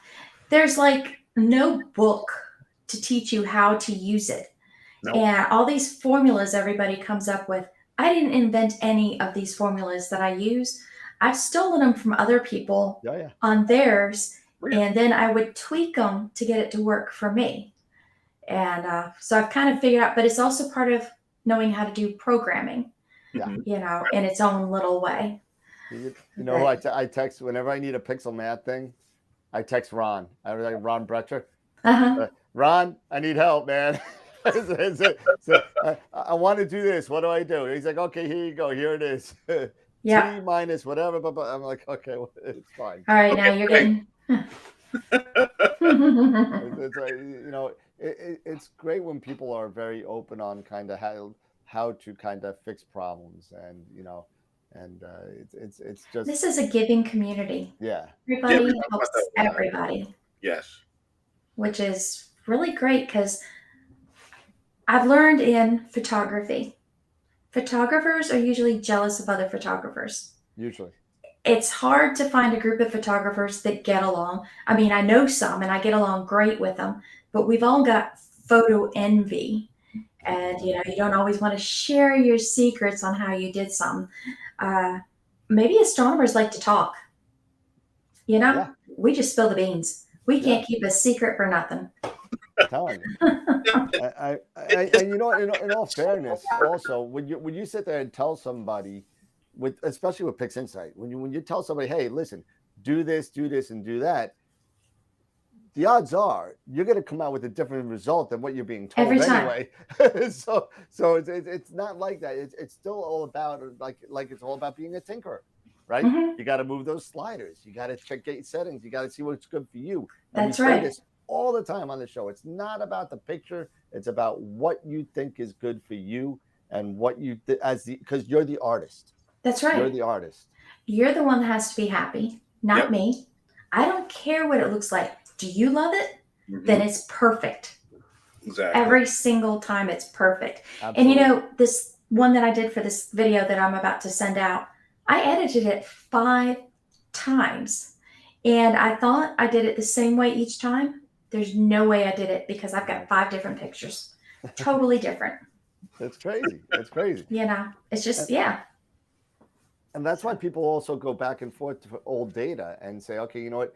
Things have changed. Good data is good data, and our processing will always improve. Yes. Absolutely.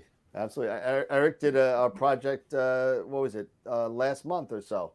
You were working on the Galaxy. What was it? Fireworks? The Fireworks Galaxy, yeah. You're working on a Fireworks Galaxy, and you reprocessed the old data. I processed that thing like crazy. And it looks so much better. Yeah. Same data.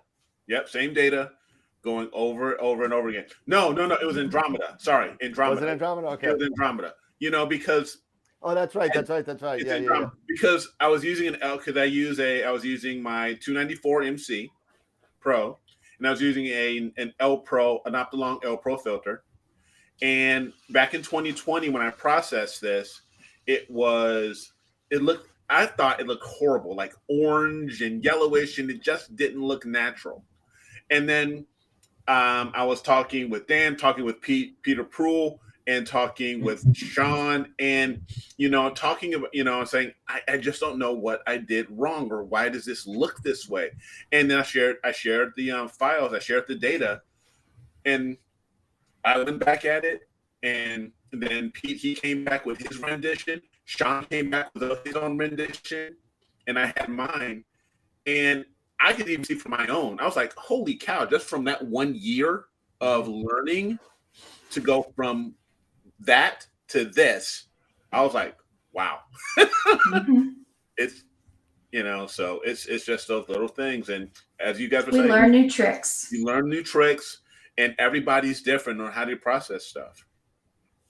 That's right. Because, we just go for it, and it's what our eyes see and what our mind thinks that's it. It's art. It's our art, and that's right. Look at it. So yeah. Yeah, I like the ones that come back and say that color is not what it is out in space. I'm like, did you go out in space? Did you see it? I was like, to me, this is what I want it to be, and I'm good with that. Exactly. I mean, I'm pretty much. I mean, well, the picture behind me you can't see, but that's a picture I took of the North American nebula, and I'm the same with you with nebula for the most part. I am pretty much stuck with narrowband. I'm at an almost borderline at this point, and so I mean, I can do some RGB with the mono camera. I can, but the gradients I spend like an hour or two just trying to get rid of, even with the light pollution, and no. So I just sit there and I do nebula with narrowband. I just got my Aunt Leah 3 nanometer filters, so I'm happy with that. And just pop them in and start shooting. You know what I always think is funny is when somebody looks at my photo and goes, "It's upside down." You're upside down. Is it really upside down? Well, no, I sat there and I was trying to figure out, are my images really upside down? And I put it in a rotation that makes me happy. Exactly. It makes sense to me photographically. I'm going by the rule of thirds. And oh my God. It drove me crazy for a couple of months trying to figure out if my images were upside down, though. Yeah, I couldn't even put. I know people sometimes put like a little compass in the corner of what's north and what's west. Yeah, no. And I'm like, no, you know what? I don't have time for that. I don't need a compass, Rose. Yeah, I need that. That's for pirate maps. Up is north always. That's it. Yeah. So, even Google Maps does that. Yeah, exactly. Yeah. It's from a notebook saying, yes, I often get that question. Is that the real color? Yeah. I mean, well, for me, with the Hubble palette, to me, it's more scientifically correct to me, because you're actually taking a picture of the emissions of the chemical composition of the nebula. Mm-hmm. So that's what I'm saying. Is it what your eye is going to perceive if you actually looked at it? No, it's not, because it's not RGB. This is not something you're taking a picture of the emissions of the sulfur, the oxygen, and the H alpha. And that's what you're doing. And you're assigning them to the colors. Do aliens see RGB? What's that? Do aliens see RGB? What happened? Do aliens see RGB? I don't know. They got black eyes, so I don't know. Maybe they're narrowband. Yeah, ET, all he sees is that's all he sees is hydrogen alpha. They're all infrared, man. That's it. They just see they're like Predator. There you go. Are any of you guys interested in hunting for asteroids? Maybe not me right now. I do like, especially with the RASA, and this is one reason why I did get the RASA, although I've only done it twice, was hunting comets. Okay. hmm But- I've got a friend who hunts asteroids, but Yep. I haven't tried. No. Yeah, me I really neither. My friend Dennis Wild, who has Transit Dreams Observatory down in South Carolina, he is an avid asteroid hunter. I mean, this guy sits there and he's got an 11-inch Schmidt on a Paramount, and he just sits there and just looks at pictures and matches them up against old pictures and see if anything Serious. moves. You know, he's he's out really of into control. But he loves it. He loves it. He's it's like looking for it's like a game to him. He tries to find the things that are moving. Where's Waldo? Yeah, exactly.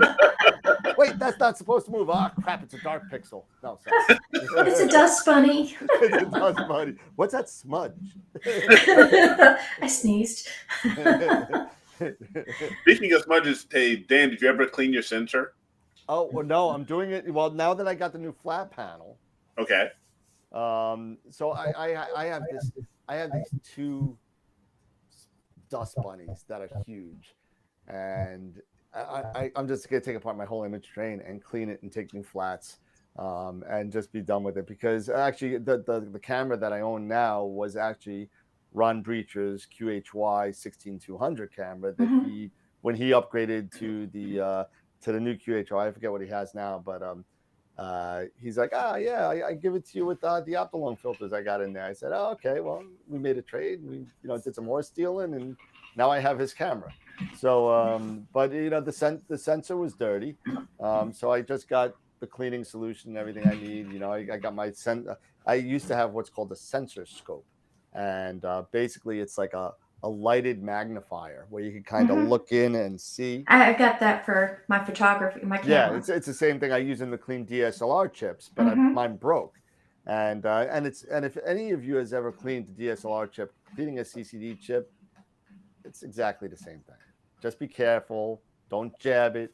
Don't get the oil from the edges into the middle. Yeah, don't do that. You just go nice and easy. Take your time. Blow it off with a little squeeze thing first. So you don't scratch anything unintentionally. But for the most part, it's pretty easy. It's not for the faint of heart, but you can do it. No. I'll tell you, it was funny. A few years ago, I sold one of my cameras on cloudy nights. Okay. And the guy called me back almost immediately after he received it and said, the sensor's dirty. And I was like, well, clean it. He goes, but you said the camera was good. I was like, the camera is good. It's just got a dust spot on the sensor. I was like, it'll calibrate out with the flats. He goes, no, it's no good. Shipped it back to me. Are you serious? I was like, note to self, don't sell to him again. Wow. I was like, we can all handle a dust bunny. I know. Take good flats, man. Come on. Yeah, really. I mean, please don't look at my image train. I've got cats. No, I don't know how they do that, but they do that. There is cat hair every now and then that shows up. Really? Wow. It's usually on the outside of the telescope, so it's just this fuzzy line. Well, at least that you can just blow off with something. Yeah. That's my habit. I take the bulb out there and get rid of it. The rocket blower. Grab that thing. It's funny. Everybody knows what that symbol is. It's either a rocket blower or a stress ball. I mean, I'm under a lot of stress. You know what? Let's. I mean, we're running. Let's see. It's at 9:38. Let's run the wheel and see who won the Mars Cam giveaway. How about really? That's why they're all waiting. Oh, wait. Yeah. We're up to 26 now, except for the one that went to work. Yeah. Greg had to go. But yes, cat hair is my butter. No, cat hair in my butter. Oh, ooh, yes, that's dental floss. In my butter. In my butter. Jane, what are you talking about? Yes, cat hair in that's my just butter. rude. Let's just spin the wheel. There you go. Nobody's Big money. They want the camera. I want the camera. All right. So here we go. So let me share the screen real quick. And let's get the wheel up. And I can say that this is not my wheel. I stole this shamelessly from Sean Nielsen. So he actually, this is actually a free thing. It's called wheelofnames.com. You can go on there and make your own wheel if you want to. So check it out. We have 19 entries, and if I could get my mouse on my other screen, we'll be okay. There we go. And here we go. Click to spin. Here we go. Going once, going twice. Here we go. Who's gonna win the Mars Cam? And it is. Oh my goodness. Oh, Joe Mellon.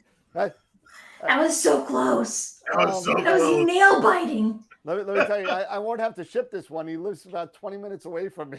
Oh man, it's rigged, isn't it? Joe Mellon wins the Mars Cam giveaway. Holy cow. All right. Yeah, so there you go. congratulations. Congratulations, Joe.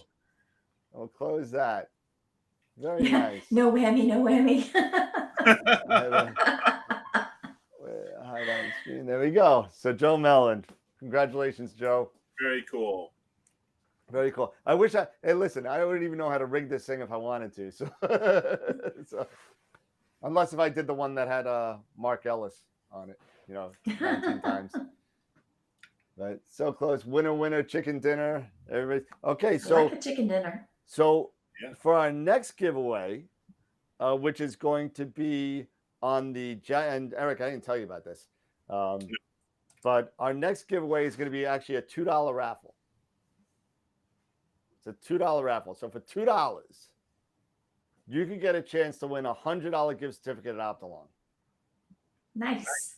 Okay. Real nice. I actually, and in all fairness, I just won this at the Masters of Picks Insight class, and I'm paying it forward so we can get more stuff for the next raffle.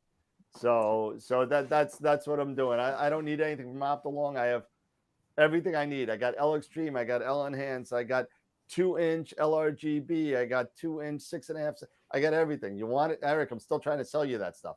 But but Norm wants 2 out of 3. I need there you go. But yeah, so for $2, and I'm gonna put actually I have it right here. So if all you gotta do is send your $2 in your email to right there, PayPal at AstroWorldWeb.com, and it's a $2 entry to win a $100 gift certificate. And we'll be drawing that on the 7th of January. That'll be on the APT show. Excellent. Awesome. Okay. Now I have a question for you guys. What's that? Now No more questions. Yeah, I'm done with your questions. I know. I've always got questions. No kidding. Okay. Since we are in the holiday season, if there was something that you would like, Astro related, what would you like to see under your tree or in your stocking? Mine won't fit under the tree. Yeah. Okay. Maybe my stocking. Off to the side of the tree. Okay. I have one thing that I really, really, really want, and I'm having to save my monies for this. Mm-hmm. I want an observatory. I was gonna say I want to roll off. That's just what I want. I really, really want it. I have the house. I have the yard. Now I just need a couple trees cut down, and I have the spot. So, that's what I want. That's my big dream. There you go. So you want to roll off, or you want? I want to roll off. Okay. Yeah. Do you have a fireplace? I have an electric fireplace. Oh, I was gonna say you could give your husband some wood for his next birthday present. Oh, there you go. You got plenty of trees that you can use. He does like the bonfires, and smoke is his favorite scent. Nice. There you go. So when we walk outside and we smell smoke, I was like, "There's your cologne." You're gonna buy the liquid smoke for the barbecue and just like. Oh yeah, I put a little bit too. Oh man, yeah. I gotta say, I put the pier in the backyard already. Mm-hmm. Just you and I now have piers now, but again, it's open. It's open to the elements. Yes. My wife only let me go so far. So. And see, and I have to set mine up every night. I wheel it out of the garage, put it in the yard, and so I can't just on a whim. Right now I get home from work and it's dark out. I don't want to lug all that stuff out in the dark. I hear you. That's how, so I bring the telescope in almost every night. I won't leave the telescope outside, just Right. but the mount on the pier is out there, and I put the 365 telegizmos on there, and I'm good. But I'm not, I'm not Eric leaving an edge on the mount and 80-mile-an-hour winds. Yeah. Hey, that sucker was old. Hey, that telegizmo 365. Yeah. Everything it's on that mount and it's on that pier. It solid. works. It works. It's all nice and tight. I do love the telegizmos. Oh yeah, They are. Yeah. They're awesome. That would be good, Norm. I'd take that too. I'd definitely take a CD. One of the CDQ. new CDKs. Yeah, that would be nice. That'd be a nice Christmas present. Absolutely. And Hey, Mark, I got a mount that'll hold it now. So just letting you know, Mark, you didn't win. no, Mark, you lost. You lost. Oh, so sorry. You can leave now.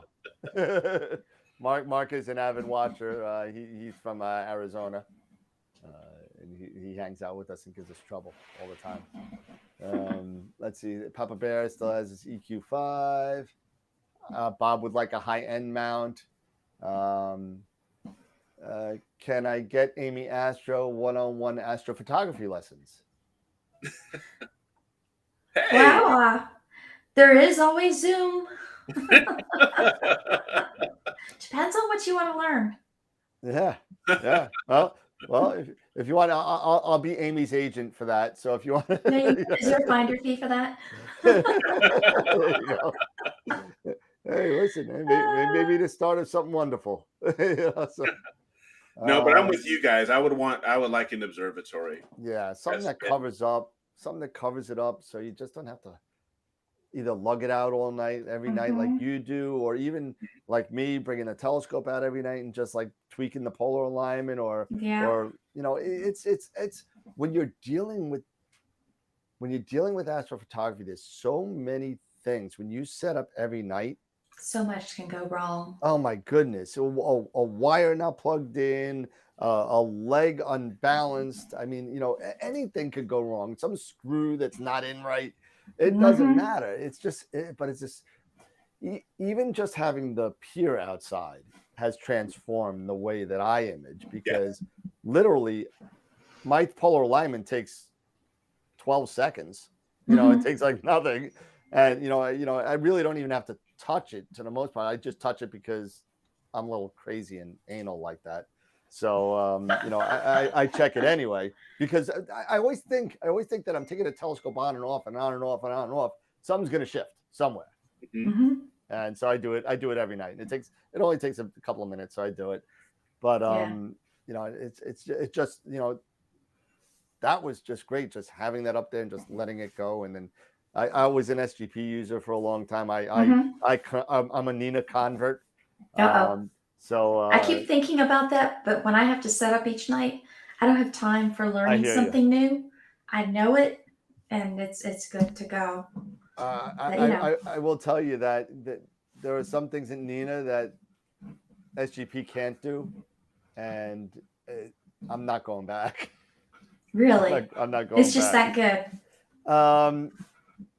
I'm still used to SGP. It's not that it's not good. They both do a lot of the same things. It's just a little different. There's no like, oh my God, I gotta save my profile, apply profile to sequence. I gotta do this. I gotta do that. There's none of that. It's drop downs. Boom, boom, boom. There's a camera I'm using. This is what I'm using. You can save them as profiles just like you can in Sequence Generator Pro. But there's things in the sequencer in Nina that you could do that you can't do in SGP. So like, for an example, you could tell Nina to wait for astronomical dusk. And then once it hits astronomical dusk, you could have start your sequence like at 10 o'clock in the morning. And it'll wait till... I can kind of do that in Sequence Generator Pro, with a switch now, right? No, I'm in Sequence Generator Pro. And then once I have my image session planned, there's a planning tool that has an arrow that you go down to. I'll have to show it to you. After I quit. And it shows me the curve of the light in the dark. and I can Okay. set where I want it to start and where I want it to stop. Well, that's new. There must be someone new. That must be like within the last year. It's been a couple of years now Really? because Then I there were just didn't know some it was times there. that I want to start something at midnight and I'm going to bed at 9. So I'll unpark it. I'll have PhD open, everything connected, and then I hit run, and it says I'm waiting for a certain time, and I go to bed, and then it starts back up magically and takes all my pictures. Oh, nice. So Nice. yeah, they can do that. Okay. Well, All right, give me something new. all right. Let's see what else is there. Okay. So I was able to import my own horizon, my custom horizon for my backyard. So I was able to put that in there, so it knows where all my trees are, all my houses, and everything. So I do it that in knows. Stellarium. So Well, is there no, a Stellarium type thing in Nina? Yes. Okay, it doesn't have that. Yeah. So you're able to do that and bring it in there and say, okay, and it'll show you the graph of where it's above the horizon for each object. So Okay. just like Stellarium has. Yeah, I've Stellarium- got my own backyard in Stellarium, so Yep. but not in sequence generator. So that's a good one. All right, so one tick. And you could bring the Stellarium just like you could do with you could import from, let's say, Telescopius into Sequence Generator Pro or whatever. Right. Same thing with Nina. You could do it with Stellarium, Yeah, Telescopius, all that. get kind of stuff. AstroBin to dump into it. Yeah, you could do anything like that.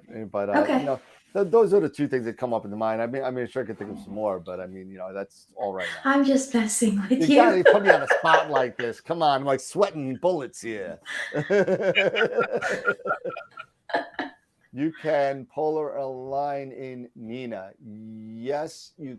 That is a new function Nina has. I've seen Quev do that. Yeah, Queeve did it over. He has a really good video, and he's hot on it. I gotta tell you, my experience with it isn't as good as his was. The one you thing must have more light pollution than he does in Tokyo. No, he's just Hong as bad Kong. as me. Where's he at? He's in Tokyo. He's Tokyo. just as bad as me. It's pretty damn bright over there. Yeah. So it wasn't even that. It was the fact that I guess my download speeds were very slow to use my main imaging camera to do this. So every time that it wanted to recalculate the polar alignment error, I had to wait and then move and then wait, and then it just took forever. And I said, screw this. I'm going I'm going to use SharpCap. I did SharpCap and I did it in 18 seconds. I'm done, you know, and I do it twice. So you know, it was not, maybe if I had a CMOS camera with faster download speeds, maybe that would be a different situation, a different experience. But for the CCD camera that I have, it's literally like 12 seconds download for every image because the sensor is humongous. It's an APS-H. It's huge. So you know, it's 50% bigger than a CMOS. Yeah. You know, so it's huge, but. That's me. That was my experience with it. You were thinking about a roll off yourself? Me? Yeah. Oh yeah, absolutely. I want to roll off with like a, you know, warm room. I want the whole thing. All of that. Yeah, hot, I want a heat, little air, cot in there. You know, TV. maybe a little TV, a little coffee maker, mini fridge. Yeah. I got the beer and the coffee. If you're all right, you know, a little whiskey on the side. There you go. Mine's going to be the massive, you know, it's going to be the she shed with the convertible top. Nice. But yeah, eventually, you know, that's what I want. I mean, I could probably put one in my backyard now without getting divorced or anything. But you know, but you know, my backyard isn't that large, so I don't know if I'd have to do one of those things. Like, you ever see those ones where you actually roll the whole house back and forth? Like, where you cut, you know, the scope goes into the doorway, kind of, and it closes, you know, kind of, and you got the rails on the floor. That's the kind of thing that I would have to do there. It wouldn't be a roll-off roof. It'd be just like a roll-off house. A roll-off shed, yeah. Like an outhouse that goes off. Exactly. A little moon and star. Actually, it's going to roll off the telescope onto the outhouse, so give me some privacy.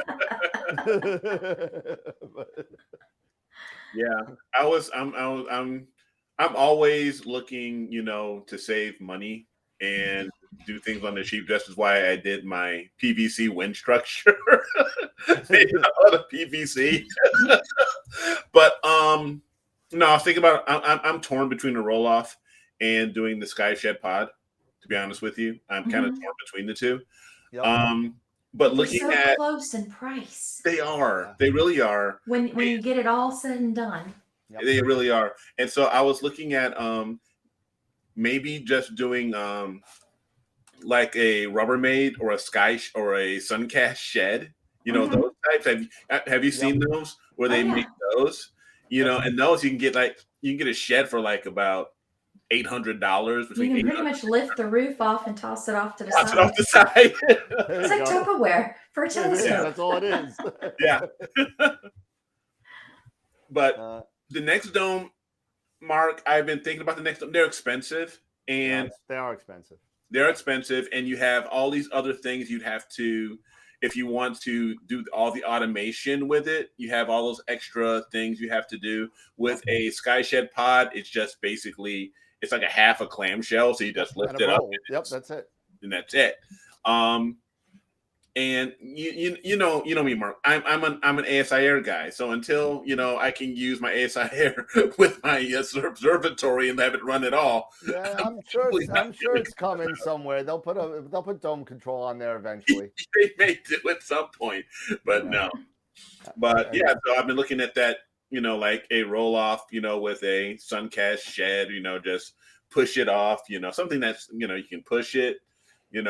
I've even seen guys use where it would open up on the it would just open up on the side, the roof would just open. But that's kind of try pulling it back. I mean, it's like exercise.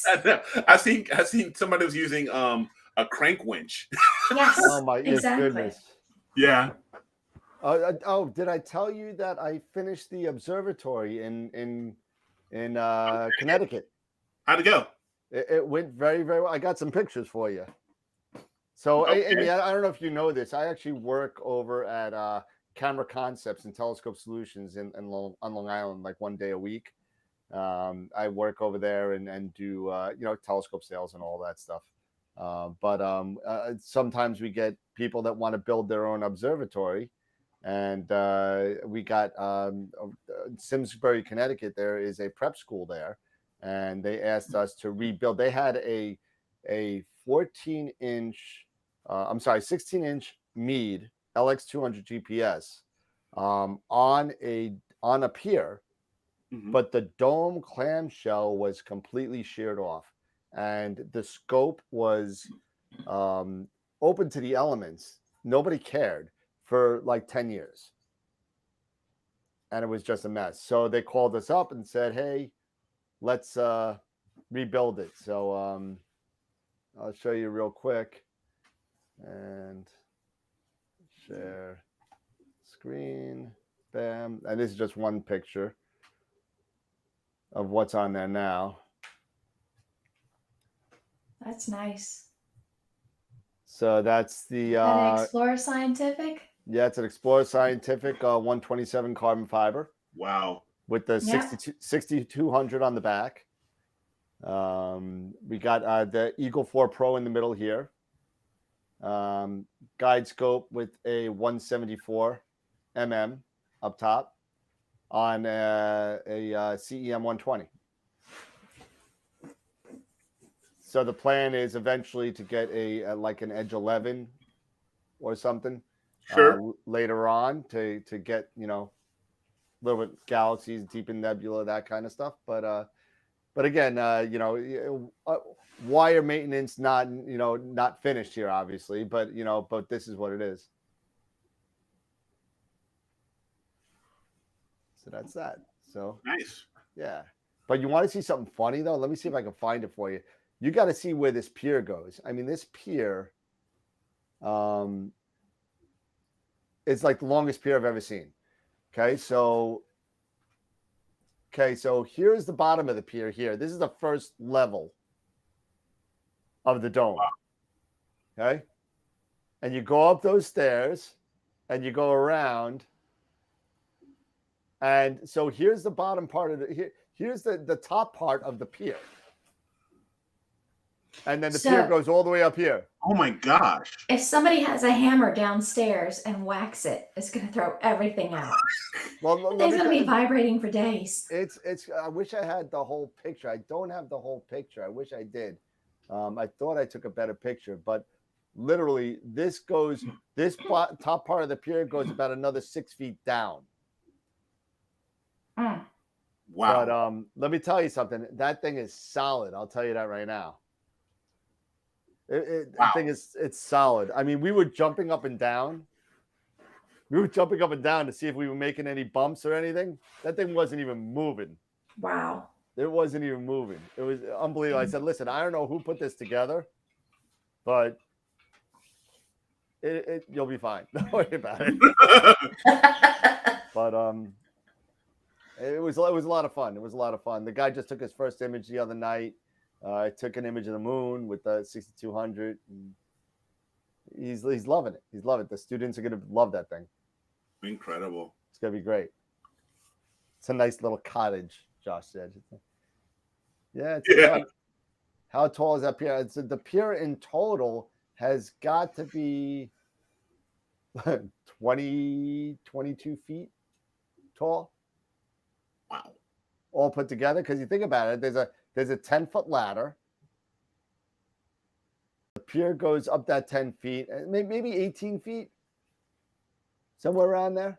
I don't know how far down it went either. So I mean, you got to add that on there too. Yeah, So they had to go at least 4 to 6 feet down because the frost line in Connecticut's a lot deeper than Long Island.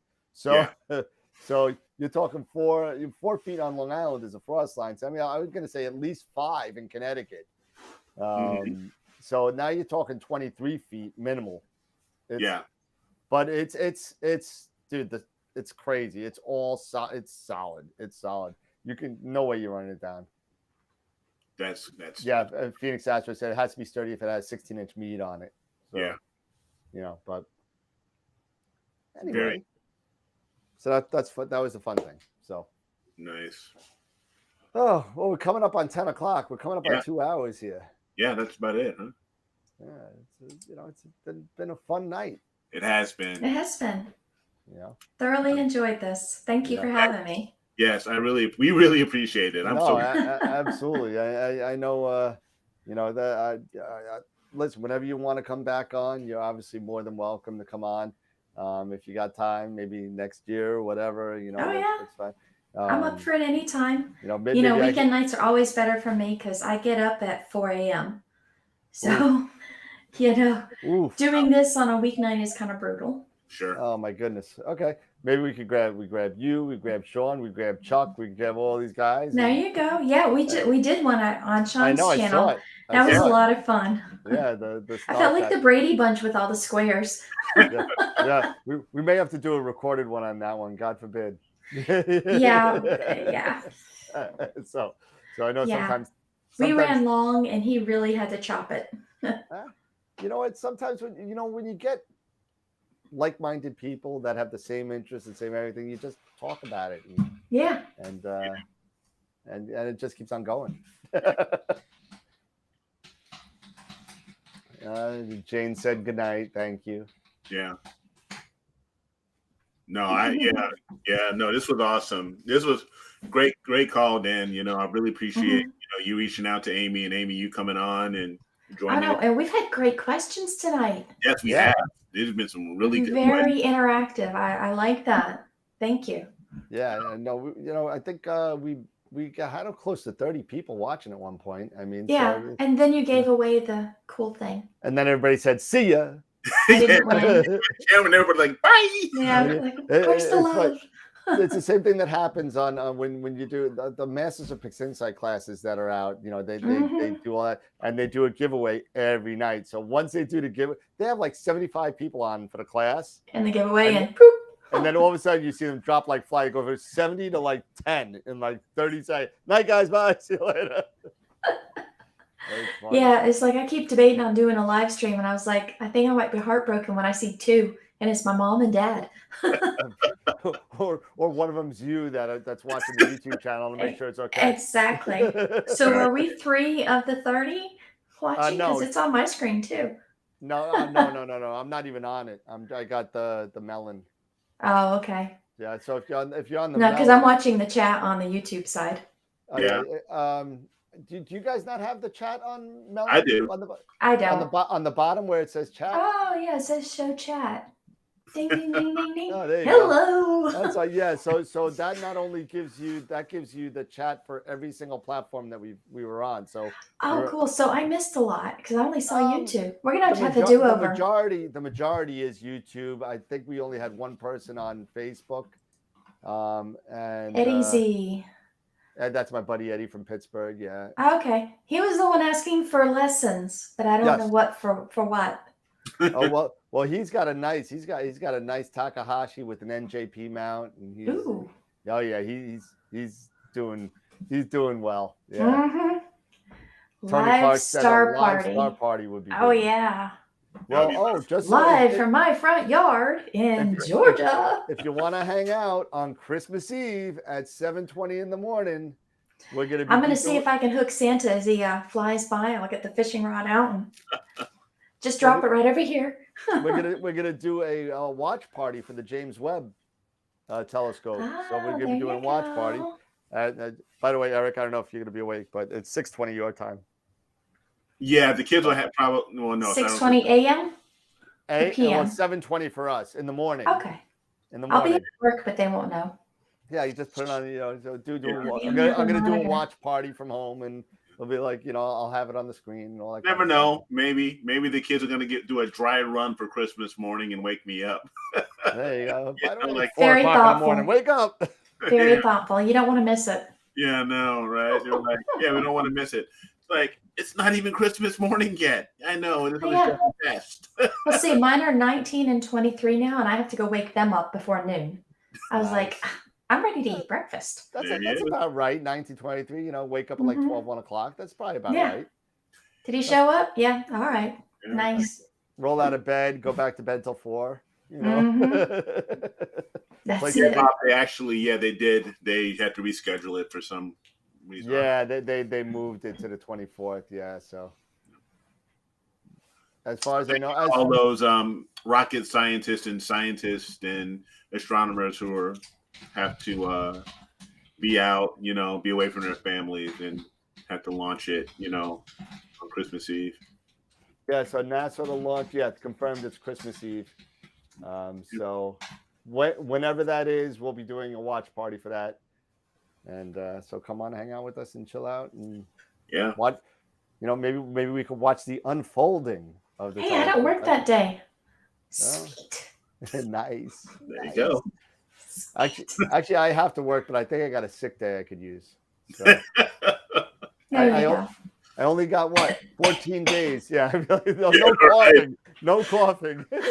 I'll be like, I'm just sweating a lot. I don't know.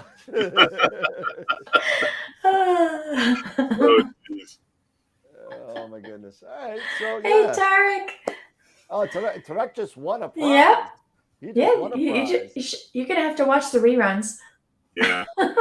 You won a prize on Sean. Sean gave him something. Yes, the Notebook, and I had actually just ordered that, and I'm waiting for mine to show up. Nice. So that's my Christmas gift to me.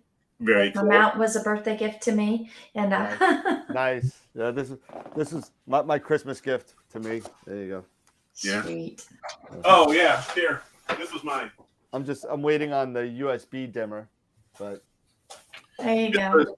This was my Christmas gift to me. I actually finally got you bought one. Ah, nice. To calibrate. Yeah, I actually got everything calibrated this afternoon. Yep. Yeah, it's gonna give you that annoying error every month now. Yeah. That's saying that you have not calibrated your monitor in a month. Mm-hmm. yeah. I've got the Spider version of that. It does that a lot. Yep, that's what the Spider. Yeah, X, this is the Spider X Pro. Yep, that's exactly what I got. So mine's about 4 years old now. Yeah. Hey, you know what? It still does the same thing, right? It works. Yeah. I hope. Yeah. So, I'll find out when I print it. Yeah, exactly. We'll give it to Bay Photo to print. I'll blame the ink. Absolutely. Well, guys, I'm actually going to call it. Yeah, it's time. It's time to go. We're done. It's 10 after 10. Yep. So again, thank you. Who Amy, turns so into much. a pumpkin first? It's usually me because I'm the one on the East Coast. Eric it's only 9 o'clock over there. Yeah. So, Yeah. East Coast. But Eric had a rough day today. So Yeah. So it's well, okay. I'm glad everything worked out for you. Yeah. So now it's just healing now. Yeah, without talking Yeah. without pain would be nice. Yeah. All right, Amy. Again, thank you so much. All right, thank you It's guys. been a We'll see y'all pleasure. real soon, okay? Have a good Merry night, Christmas. guys. Merry Merry Christmas. Christmas. Happy New Year. Yeah. Yes. And we'll see you in 3 weeks. Yeah, guys. 3 And weeks. 3 weeks. As always, guys, remember, keep imaging, keep educating, and clear skies. And we'll see you next time. And Amy, thanks again. No, thank you. Bye, guys. Bye, everybody. Merry Christmas. Clear skies. Bye-bye. Happy New Year. Merry New Year. Merry New Year.